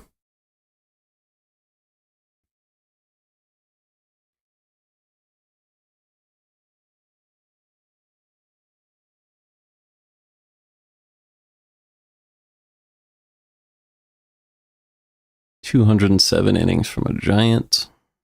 It's not going to be... It could be Bumgarner. Did I get him yet? I did not. There you go. I don't think Lincecum did that. He did. Okay. Webb. Brandon Webb for Arizona.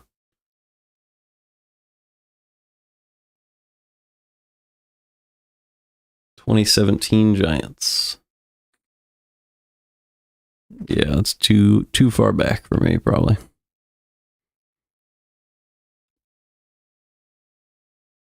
Did I not get Price? Like, who's this Ray?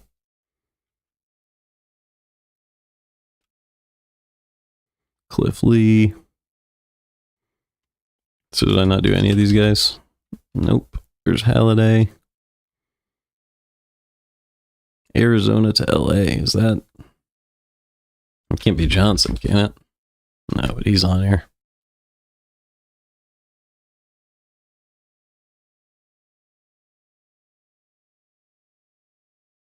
I do remember a graphic from like 2005. It was like Scherzer and Kershaw replacing Maddox and Johnson. Okay, so we already have those guys. 1997, did Steve make this list? He didn't. I was hoping he would.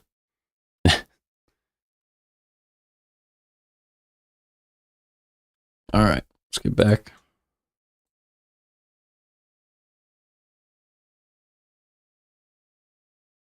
Chase Shugart. He's thrown 3 pitches this season. Got that one out that he needed against the Yankees, so good for him. First pitch to Mason Wynn. Low and away, ball 1. 1-0 on Wynn in the top of the 7th. And the pitch from Shugart to Wynn. We can check on his numbers very soon, as well as Steven Matz's. The 2-0 pitch to Wynn. That's a strike, 2-1. And the 2-1. Swing and a miss on the sweeper. So a good sweeper. Mason Wynn not being able to find it. And the count sits at 2-2. So I will head over and check those stats after this pitch in all likelihood. Here's the 2-2. Swing, and he held back. So it is 3-2 on Wynn. Very, very close there. He was able to not swing. Mason Wynn 10 for 39 on the season. Has a single in this one, 1 for 2. Here's the 3-2 to Wynn. Another sweeper. He pops this one up.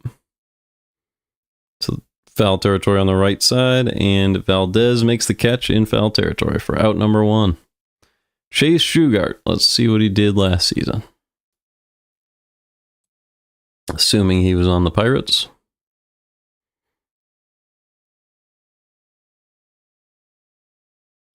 Not seeing him. He was not on the Pirates last season, so we will get there.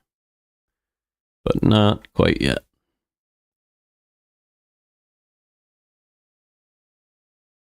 First pitch is way outside against Scott, 1-0.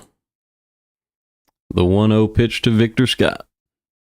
Swing and a miss on that sweeper again. So the Cardinals struggling to locate this Shugart sweeper. And it's 1-1. Victor Scott is 1 for 3 with that big triple. The 1-1 hits to the opposite field, and it's down. Tommy Pham's able to range out, as Scott is safe at second with a double. So that one found a little bit of a gap in the defense. It was not too hard hit, but found the right spot, and Scott's speed is able to stretch it to a double. So he moves to 2 for 4 on the day with a double and a triple. Great game for Victor Scott, and he is now in scoring position for Wilson Contreras. So just waited for the ball to travel, put the barrel on it, and popped it out to the hole in the defense and turned it into a double with his legs. Runner on second, 1 away in the top of the 7th for Wilson Contreras. The first pitch to him. Sweeper in there for a strike. The 0-1. Another sweeper, that one a little low, 1-1. Contreras is 0 for 3 today with 3 strikeouts, so pretty bad, trying to avoid the golden sombrero. Here's the 1-1 pitch to Contreras. Crossed up the catcher, so does not get the call on what would have been a strike, and it's 2-1 to Contreras.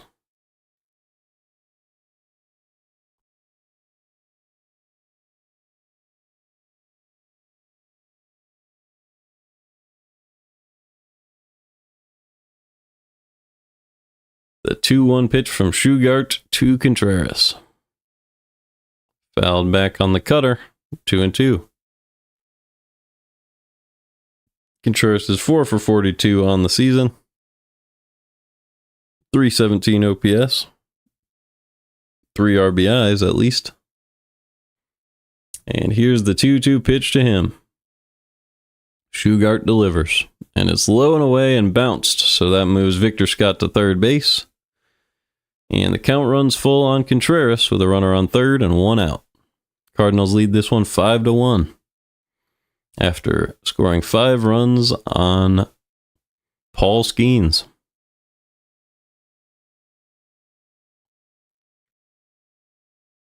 So the infield moves in on Contreras, and here's the 3-2 to him. Little chopper past the mound. The infield in works out for the Pirates, and they go to first, so Scott unable to score, and now there's 2 outs with him on third for Brendan Donovan. Cardinals are hoping the infield has no reason to stay in because there's 2 outs. Chip Carey is rocking the Redbird hat, if you were watching the broadcast, so that's always great to see.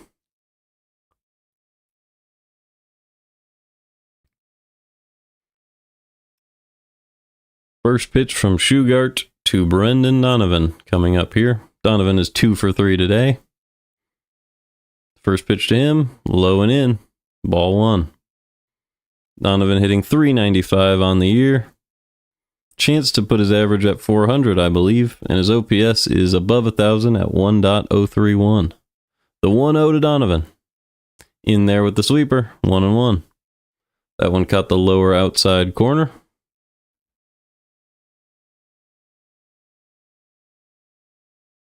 The 1-1 pitch to Donovan.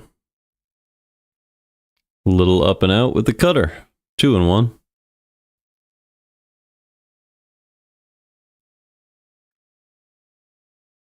If Donovan's able to get his average over 400, that would be pretty incredible for this point in the season. Here is the 2-1. A little low and away. 3-1 now. If you can't do that, you might as well walk, you know.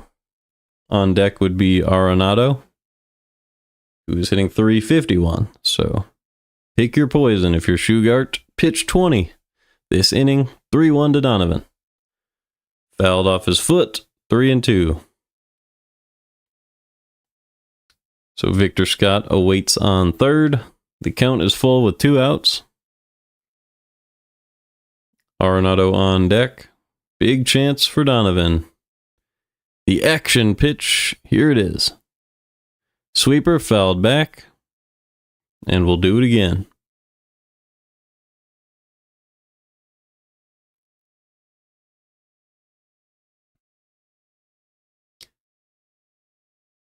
The pitch from Shugart to Donovan. Right down the middle, fouled down the third base line. He was just a split second earlier. Would have been a fair ball, but was able to barrel that foul.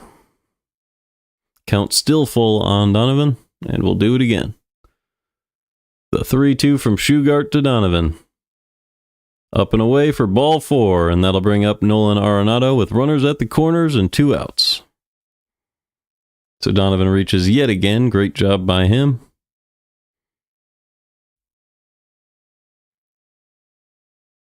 Let's find Shugart's numbers while we wait.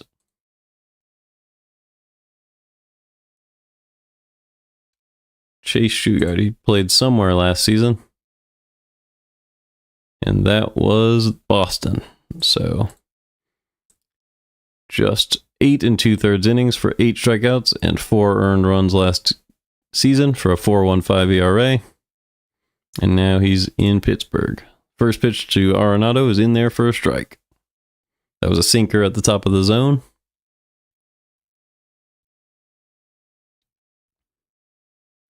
So, young pitcher here. The 0-1 to Arenado. Sweeper, Arenado chops it into the air. Easy pop-up for the shortstop, and he makes the catch. So the Cardinals strand a couple in the 7th. Still lead 5-1 as we head to the bottom of the 7th, with Steven Matz returning to the mound.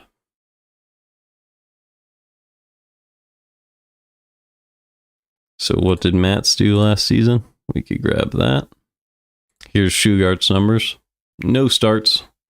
Just 6 appearances out of the bullpen with a save and just 4 earned runs on 1 homer. 1.08 ERA plus with a 3.86 FIP. So not bad. And we will go to Matz. Matz is pretty unpredictable. 10.2 career WAR is not what you're looking for out of a guy who's played this long necessarily, but had some good years with the Mets. 169, 118, and then a few bad years in a row. From 17 to 20. 82 ERA plus.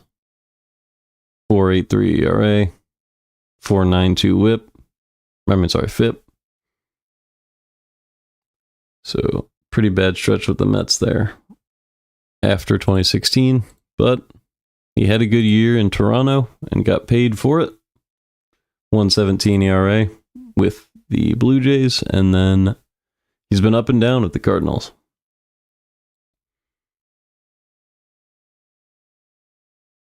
This is actually a pretty good year in 2023. 2 WAR, 3.75 FIP, 1.14 ERA plus, so not bad. And then bad year last year, and he is doing pretty well for the Cardinals so far this season. So up and down career, but that's Steven Matz.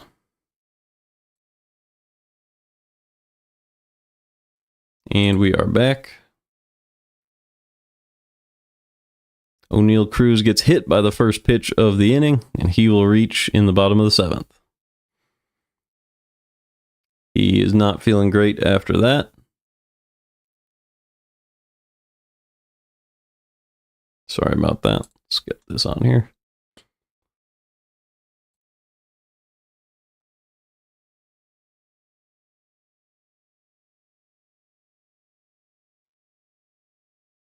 That'll bring up Ke'Bryan Hayes with O'Neal Cruz.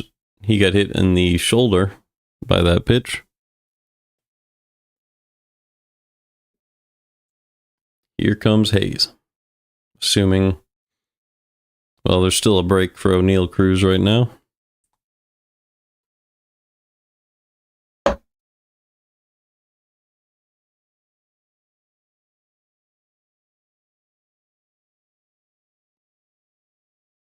Brian Hayes hitting .250 on the season.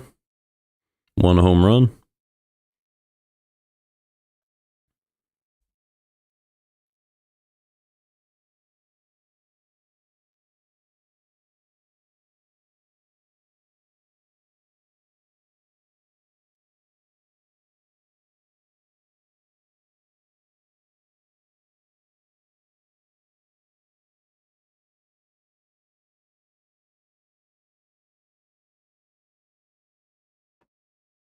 Here's Brian Hayes in the bottom of the 7th.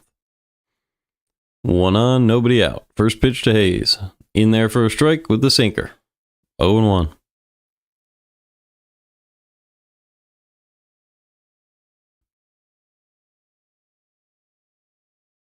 One on, nobody out. Second pitch to Hayes.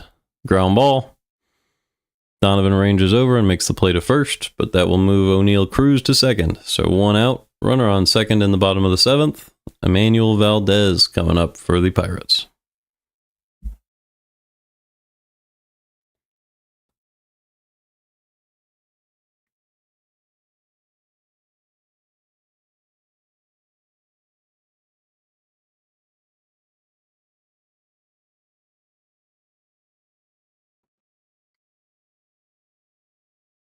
Looks like the Pirates are going to pinch hit for Joey Bart. Nope, the Cardinals are going to make a pitching change once Bart was announced. So Matt's day is done after just 16 pitches. He was very effective, but Bart was going to come in over Brian Hayes, and the Cardinals didn't like that. So a great outing from Matt outside of the 1 hit by pitch. He gets through 1 1/3 with just that 1 runner responsible for on second. So it's going to be Bart, Pham, and Endy against whoever the Cardinals bring in.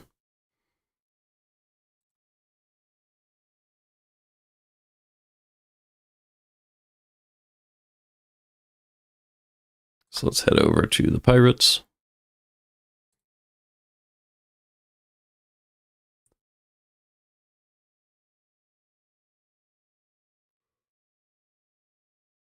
Here's Joey Bart last season, 2.2 WAR, 120 OPS plus, 13 homers in just 80 games, so pretty good.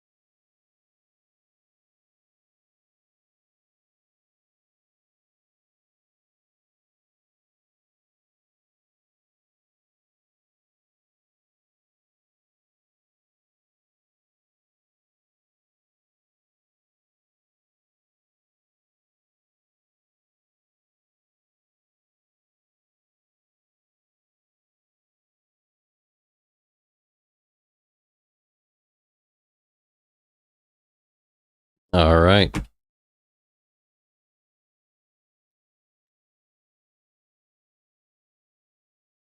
Here comes Kyle Leahy. He's thrown 5 innings this season with a 0.6 whip, 1.8 ERA, and 9 strikeouts per 9. So a great season so far for Leahy.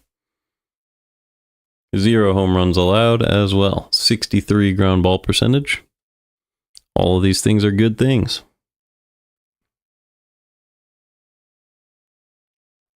And here comes Joey Bart for his first at-bat of the game. Pinch hitting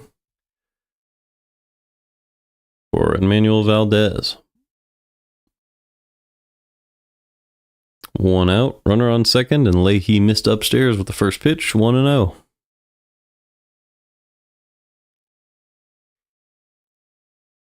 The 1-0 to Joey Bart. Upstairs again, 2-0 now.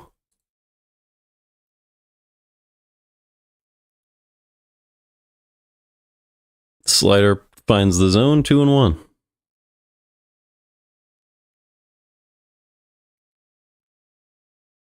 Leahy throwing his fourth pitch. O'Neill Cruz stands on second. Here's the pitch. Fastball right down the middle. 2-2.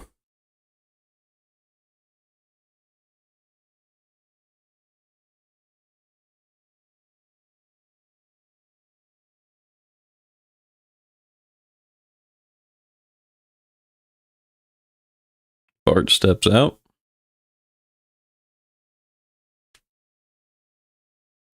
My goodness.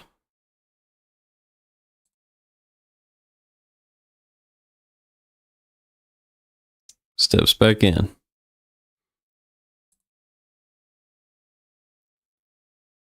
And here is the 2-2 from Leahy to Bart. Slider fouled back. And into the seats. Still 2-2.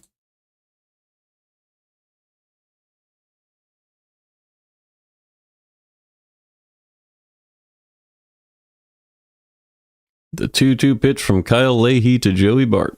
Swing and a miss on the sweeper low and away. And now there are 2 away with a runner on second in the 7th.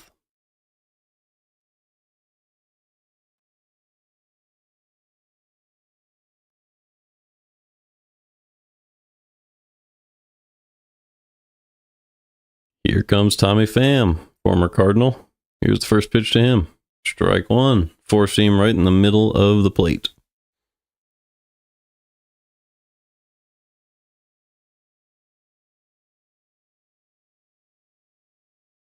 The 0-1. Fouled back on a sweeper. 0-2. 2 outs now. 0-2 count on Pham. O'Neill Cruz still stands on second. Pham is 0 for 2 in this one. And here's the 0-2 pitch from Kyle Leahy. Check swing. Did not go. 1-2.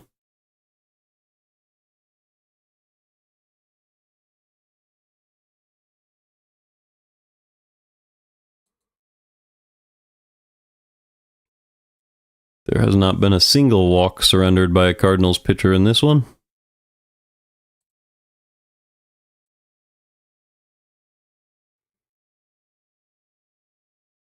And here is the 1-2 from Kyle Leahy to Tommy Pham. Swing and a miss on the sweeper. Another strikeout. And the Cardinals are through 7. Only 1 run allowed. 5-1 lead after 7. So overall Cardinals pitching today. That's 7 innings. 3 hits allowed. No walks and 7 strikeouts. 2 of them by Leahy. Great job by him. Leahy came into the game and just struck out 2 players. That's all he did. Great job. Here comes Burleson, Walker, and Pajes next inning. I know for sure all of these guys were on the Cardinals last year.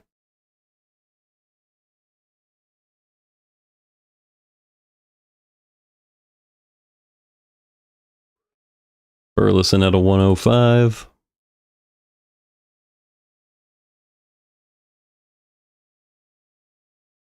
Pajes had an 83.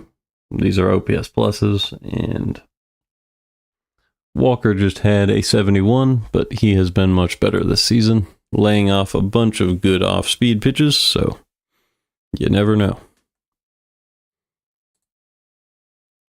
There will be a point when I switch to the stats from this season, but I'm going to wait for a little bit more sample size.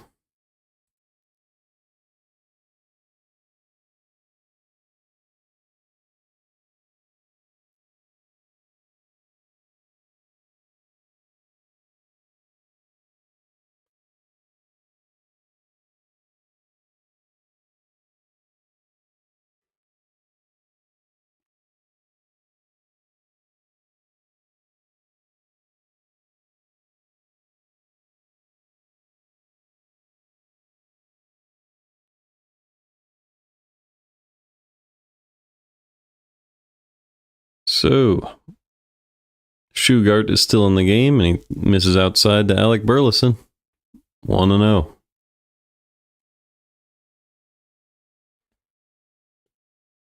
He's only been a major leaguer last season and this season. Here's the 1-0 pitch from him. Burleson grounds it foul. 1-1. Burleson is 1 for 3 today with a .667 OPS on the season.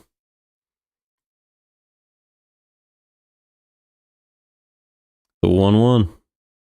Low and away. 2-1. Sweeper unable to find its way back into the zone. The 2-1 pitch from Shugart to Burleson.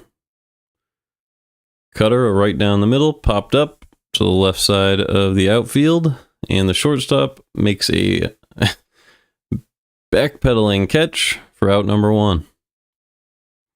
IKF probably should not have been the one to go out and catch that ball, but he stumbled back and did so. So there's 1 out in the top of the 8th, and here comes Jordan Walker. A young man that Cardinals fans should be excited about, as he still has loads of potential even though he is 0 for 3 today. Hitting .270 on the season. The 1-0 pitch to Walker. Sinker low and in, 1-1. He struggled a little bit with sinkers today from Skenes, so the Pirates attack him in a similar way in the 8th. Here's the 1-1. Another sinker right down the middle, 1-2. So Walker getting his feet beneath him here. 0 for 3 in this one. The 1-2 pitch. Swing and a miss on another sinker, and that's the 3rd strikeout of the game for Walker. So sinkers low and in, causing him some fits in this one. And here comes Pedro Pages. He is 1 for 3 with that opposite field single in the 1st and a run scored. Sorry, in the 3rd he had the opposite field single. Here's the first pitch. Upstairs, 0-1. He fouled it back up against the backstop.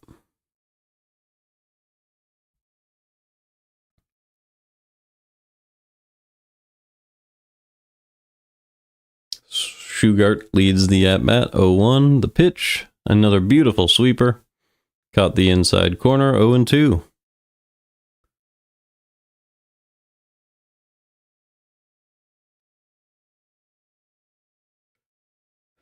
The catcher position for the Cardinals this season has a 1.236 OPS combined.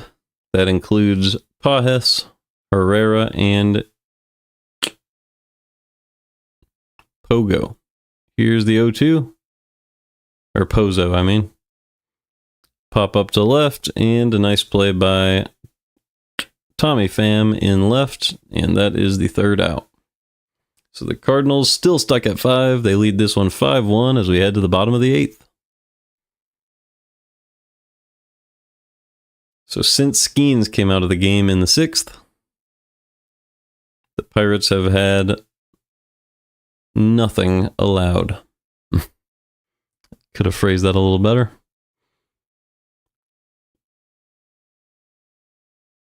Leahy just threw 10 pitches last inning, so you wonder if the Cardinals stick with him or go to a new arm in the 8th. A 4-run lead is close enough where you could probably go to your setup man and your closer just to get him some work.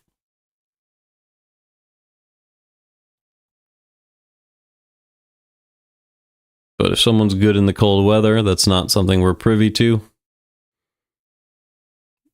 Although temperature is a filter you can have in the fan graphs, so maybe we could figure that out, actually. That sounds like fun, why not? Here we go. Go to the fan graphs. Is this a search filter? This is a search filter, but I might need that, so I'm going to just try to copy it. This one is for a project of the 2021 Cardinals, so I will use that to filter to a different part. We will go to all seasons.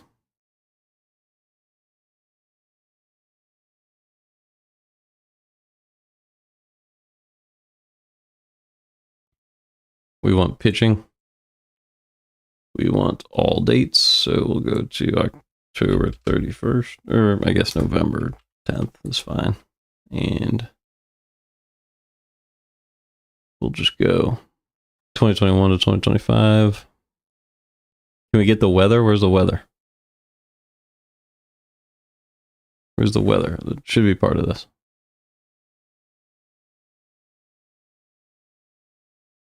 Advanced? No, it's not. Where's the advanced search? This is not the search I'm looking for. I'll come back. I'm sure the game's back by now anyway, but it's always fun. Take a look at an interesting stat. It is still Leahy, it looks like. Yep, so Leahy pitching to Endy Rodriguez to start the 8th. Here's the pitch. Fouled back, 0-1. Bottom of the 8th now, the 0-1 pitch to Rodriguez. A little upstairs, 1-1. So Leahy has thrown 12 pitches. Nobody on, nobody out in the 8th. Endy Rodriguez is 1 for 2 today. The pitch. A little low and away, 2-1. Tomorrow it'll be Eric Fetty against Mitch Keller. Here's the 2-1 pitch. Still outside, that one called a strike, 2-2. So that wide zone has been consistent all day. Kyle Leahy took advantage right there, 2-2. Gets set and fires. Curveball makes the play to first, has to beat the runner himself for out number 1. Rodriguez had to hug Leahy up the line, as there was no first baseman covering on that one. So a weird play for Burleson. He probably thought he had to go make that play himself, which meant that Leahy had to charge first base once he picked up the ball. 1 out here in the bottom of the 8th. Nobody on for the Pirates. Cardinals lead 5-1. And Leahy is trying to stretch to an inning and 2/3 if he can get the next 2 outs. Misses with the first pitch, 1-0.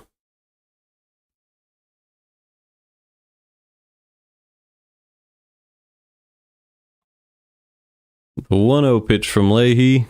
In there for a strike, 1-1.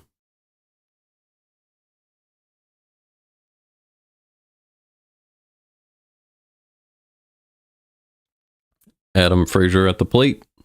The 1-1 misses outside with a curveball. 2-1. Frazier hitting just 188 on the season with a 438 OPS. The 2-1. Way upstairs, 3-1. So Leahy trying to redirect his cannon of an arm. The 3-1 pitch. In there for a strike. Count is full now on Adam Frazier. Leahy's ERA sits at just 1.50 on the season, which is a great job by him so far. The 3-2 pitch to Frazier. In there for strike 3, a low and inside fastball.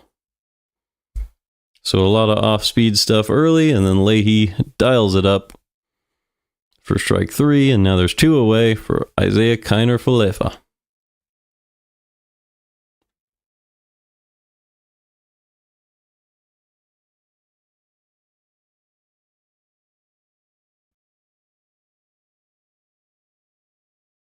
Ground ball, easy play at second base for Donovan. He makes it, and that's out number 3. So through 8, it's 5-1 Cardinals. And we go to the top of the 9th with a 4-run lead.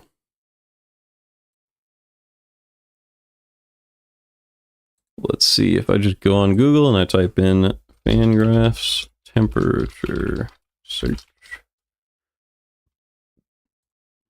Does this let me do that? Weather splits.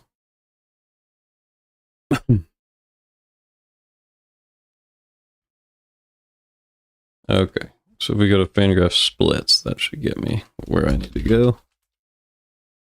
Splits leaderboards, there we go. Date range, we want temperature. Filters. Splits. Weather. Temperature. Okay, here we go. So 0 to 50. So like cold weather games. In 2025, no. Let's go from 2021.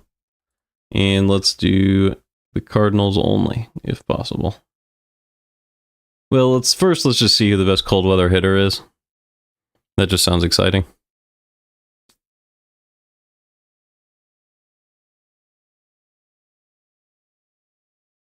So Bogarts, not a whole lot of games played in super cold weather, I guess. But Bogarts in 2022.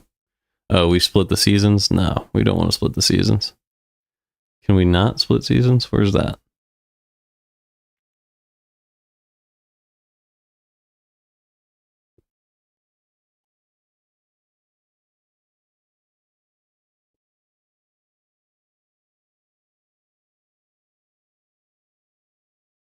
I don't know how to adjust that, but either way, 2022 Bogarts was the best in freezing cold games. Then William Contreras last season, and while you're at Abreu last season. So maybe this was a hint for his fall this season, or his spring. Sorry, his cold spring. These are cold weather hitters. This is just batting average, though. I'm looking more for OPS.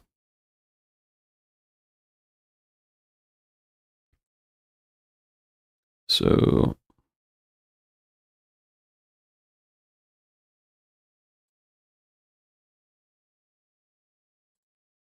okay, here we go.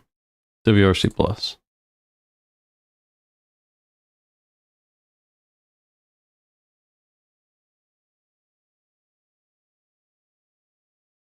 So let's do that again.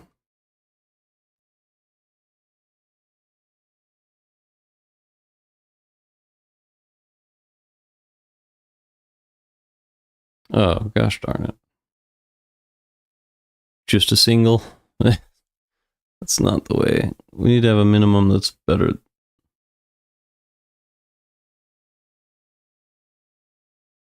No, that's not how I want this to work. Okay. I need to work on my searching using that tool, but I've definitely missed part of the game now by wasting time doing that. So let's get back to it. There is one away in the top of the ninth. Probably more than that, but let's see what happens. See, it was Ciani, popped one up on the infield, easy play for out number one. First pitch to win. Strike one on a slider low and in. Second pitch to win. Fastball low and away for a strike 0-2. And the 0-2, low 1-2. We are live once again. Top of the ninth, Mason win. He is 10 for 40 on the season. 1 for 3 today with a 250 average. Here's the pitch. Fouled back. Still 1-2.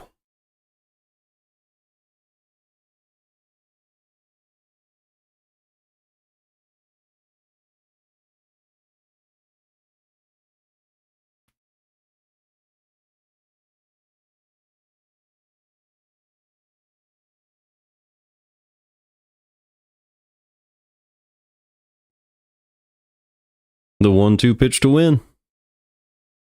Fastball upstairs, still 1-2.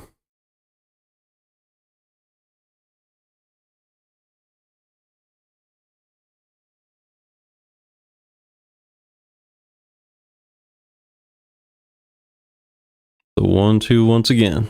Swing and a miss. Sinker at the top of the zone, and Wynn could not get up there. 2 outs here in the ninth, and that will bring up Victor Scott. With a 5-1 lead and nobody on, 2 outs. Scott has a triple and a double today. He's been the player of the game for the Cardinals. A run and 2 RBIs. And here's the first pitch from Meza. A little low, 1-0. Tim Meza pitching for the Pirates. To Victor Scott, who has his average up at 306 now. Here's the 1-0. Swing and a miss on an inside sinker, 1-1. 881 OPS for Scott.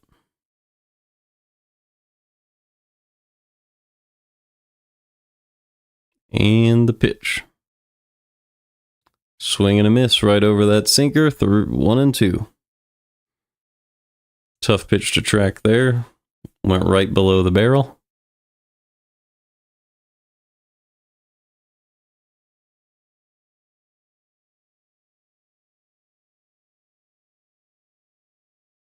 The 1-2 to Scott. A low sinker well below the zone. Bounced into the catcher's glove, and it is 2-2.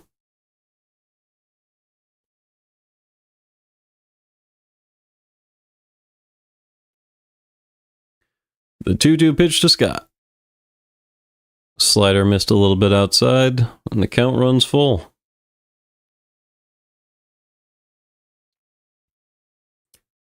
So nobody on, 2 outs, full count pitch to Scott. The pitch from Meza is swung on and missed. Another sinker. That one was low, but Scott swung over it. And that'll bring us to the bottom of the 9th. The Cardinals trying to protect a 4-run lead. And you wonder if it'll be Helsley or someone else. It is not a save situation, but a 4-run lead is a little scary. It is a cold day, though. Okay, let's see. We don't want filters. We want to know what the OPS is. The OPS is what we're looking at. We want advanced. So if we go here, and we click here,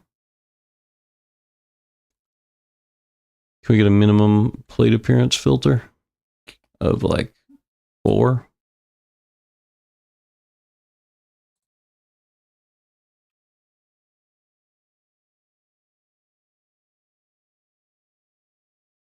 Okay, so Berger had a great game in the cold weather. 4 for 4. So, okay, there have been people who have had a lot. Let's go. Let's get rid of that one. Let's go like 20. Has anyone even played that many? Yep. CJ Cron is really good in cold weather. Here you go. CJ Cron, Connor Wong, JT Realmuto, William Contreras, Riley Green. These are broken up by season, though. So these specific years of these guys. 2021, Tyler O'Neill was really good in cold weather. Arenado in 2022, same thing with Edman. It's pretty interesting. Now, if we went to pitching,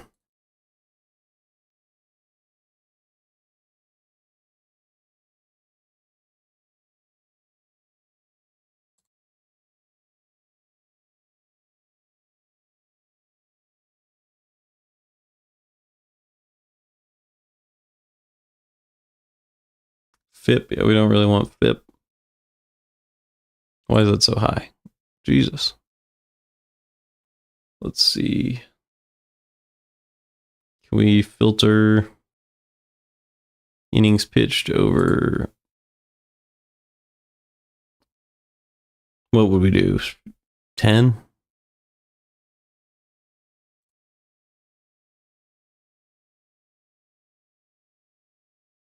So Kluber, let's see. Yeah, this way. Well, not XFIP. Can we get a bit better stat? Who's at a low whip in cold weather? 2021 Burns, Turnbull, Alec Mills. See, some of these are like, oh, he had a no-hitter. But yeah, some cold weather pitching here. If we filter by Cardinals, this will be the last thing I do. Oh, wait, I don't want that. That's just going to give me the teams. Well, who is the best cold weather pitching team? The Rays in 2023. In BABIP? What? Okay, hold on. The Dodgers in 2022. Okay, well, no surprise. All right, let's get back to the game. Okay, oh boy. That's not good news. Jojo Romero came in and I missed a lot of action. So Canario hit a chopper to the left side of the field, and Arenado was unable to scoop it. So Canario reaches on one that Arenado usually makes a play on.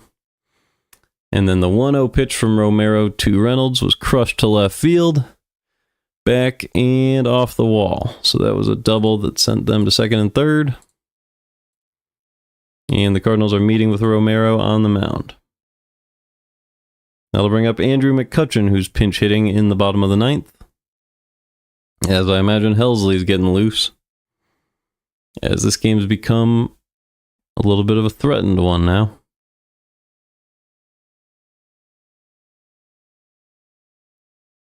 So while I thought the Cardinals would be dealing with it, Romero pitches and gets one strike on an outside slider, 0-1.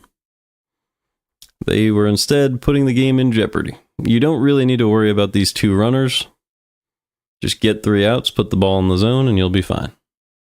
And Romero misses low, 1-1.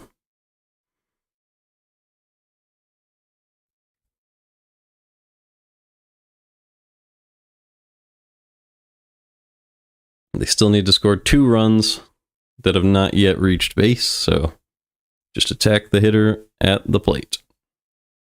As the broadcast lags, here is the pitch to McCutchen, the 1-1. A little bit outside, 2-1. Romero gets set, so does McCutchen. Here's the 2-1. Fouled away, 2-2. Tonight, the Pirates are 0 for 2 with runners in scoring position, and the Cardinals are 3 for 9. Couple of those hits coming in the third.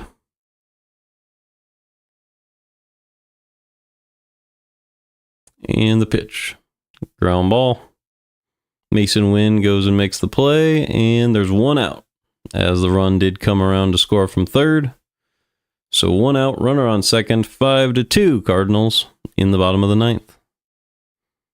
Here comes Ke'Bryan Hayes.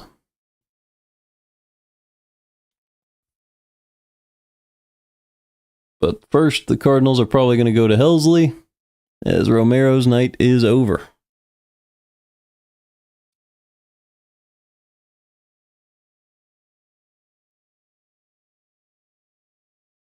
They will not go to Helsley. It's going to be John King.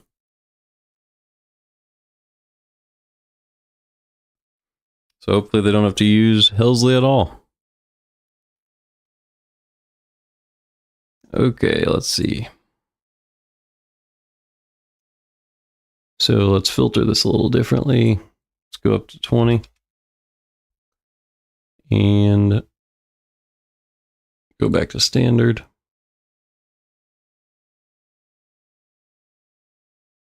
And let's go back to player.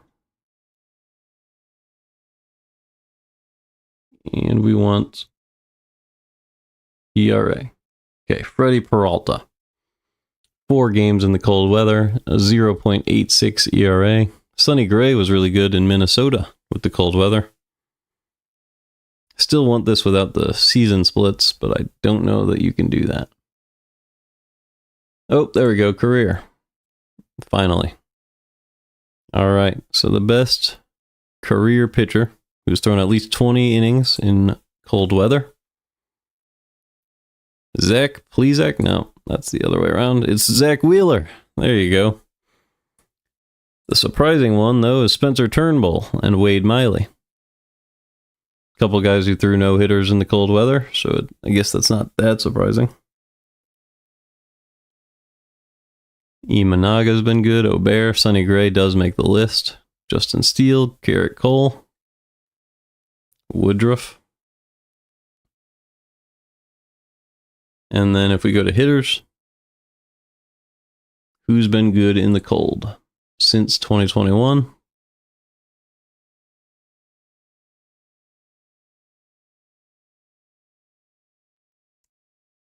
Well, Devers has played a lot of games in the cold. Who's been good?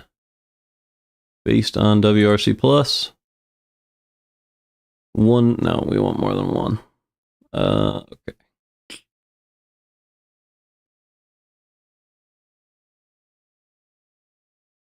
Plate appearances greater than or equal to 20. Jose Iglesias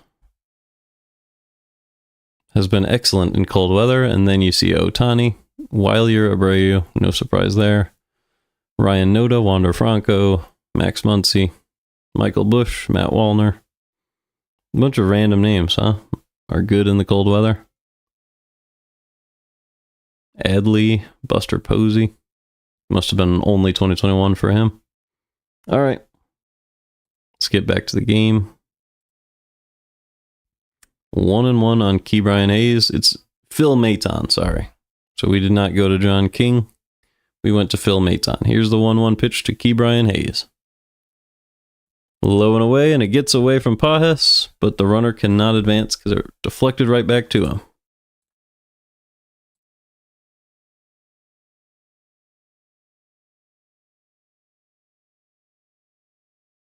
The 2-1 from Maton to Hayes. Maton misses way outside with the curveball. 2-1. The 3-1 gets him with a curveball for a strike. And it is 3-2. Here is going to be the pitch to Hayes from Phil Maton. Swing and a miss on the curve. And there are 2 away. The Pirates are down to their last out. And it will be Joey Bart facing Phil Maton with the game on the line.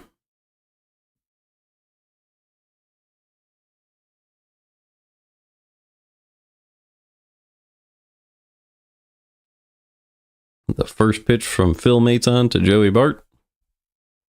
A little low. 1-0.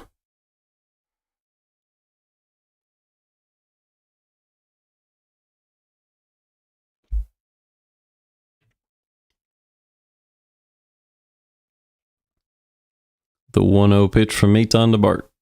Missed outside. 2-0 now.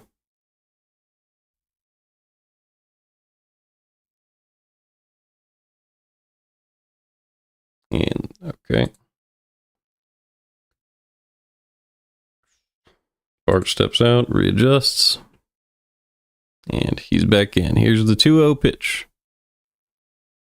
Popped foul, 2-1. Bart is hitting 8 for 33 on the year. That's 242.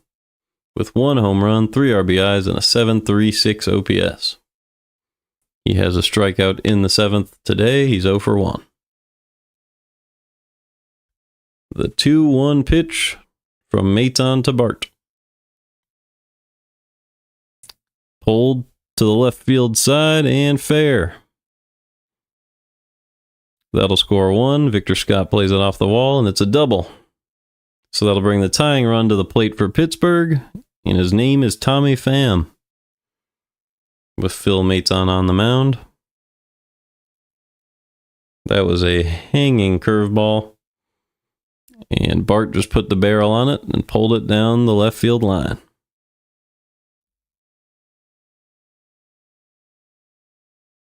Patient swing there from Bart just to make sure he didn't waste that pitch. First pitch from Maton to Pham. Fouled back, 0-1. That one was a cutter on the inside corner. So the tying run has come to the plate for the Pirates in a game that could represent arguably the worst start of Paul Skenes' career. He gave up all 5 of the runs to the Cardinals, and here's a chance for them to get the win. Here's the 0-1. Fouled back again. 0-2 now.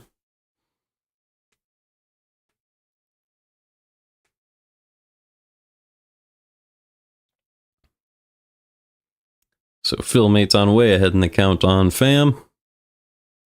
Game hanging in the balance.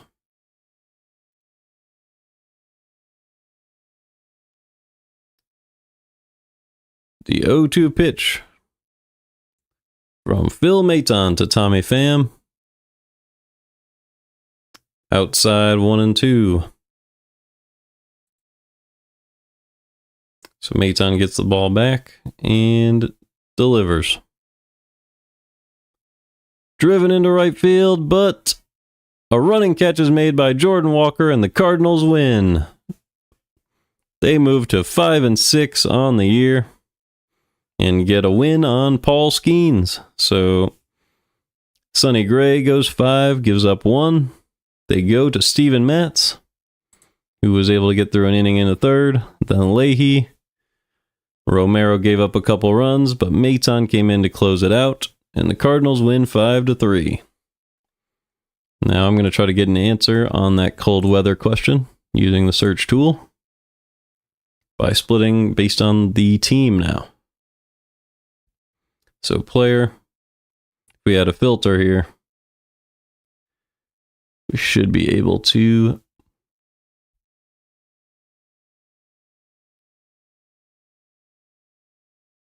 figure this out.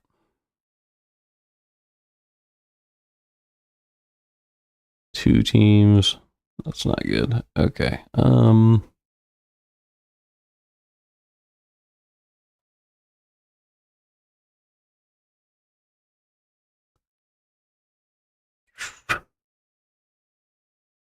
Team. We picked the team to be just the Cardinals. And we click update.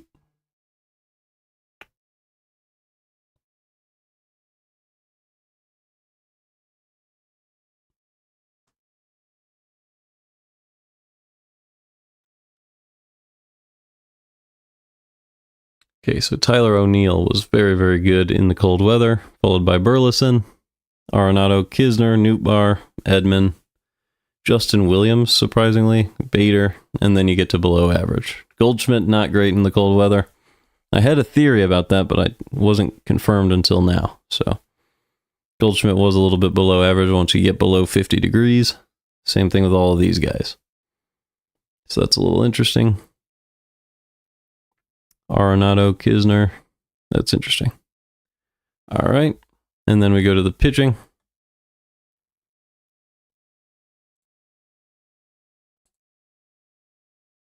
And we will go to, do we want whip? We could probably just do ERA. Oh, we still want the Cardinals though. What the heck?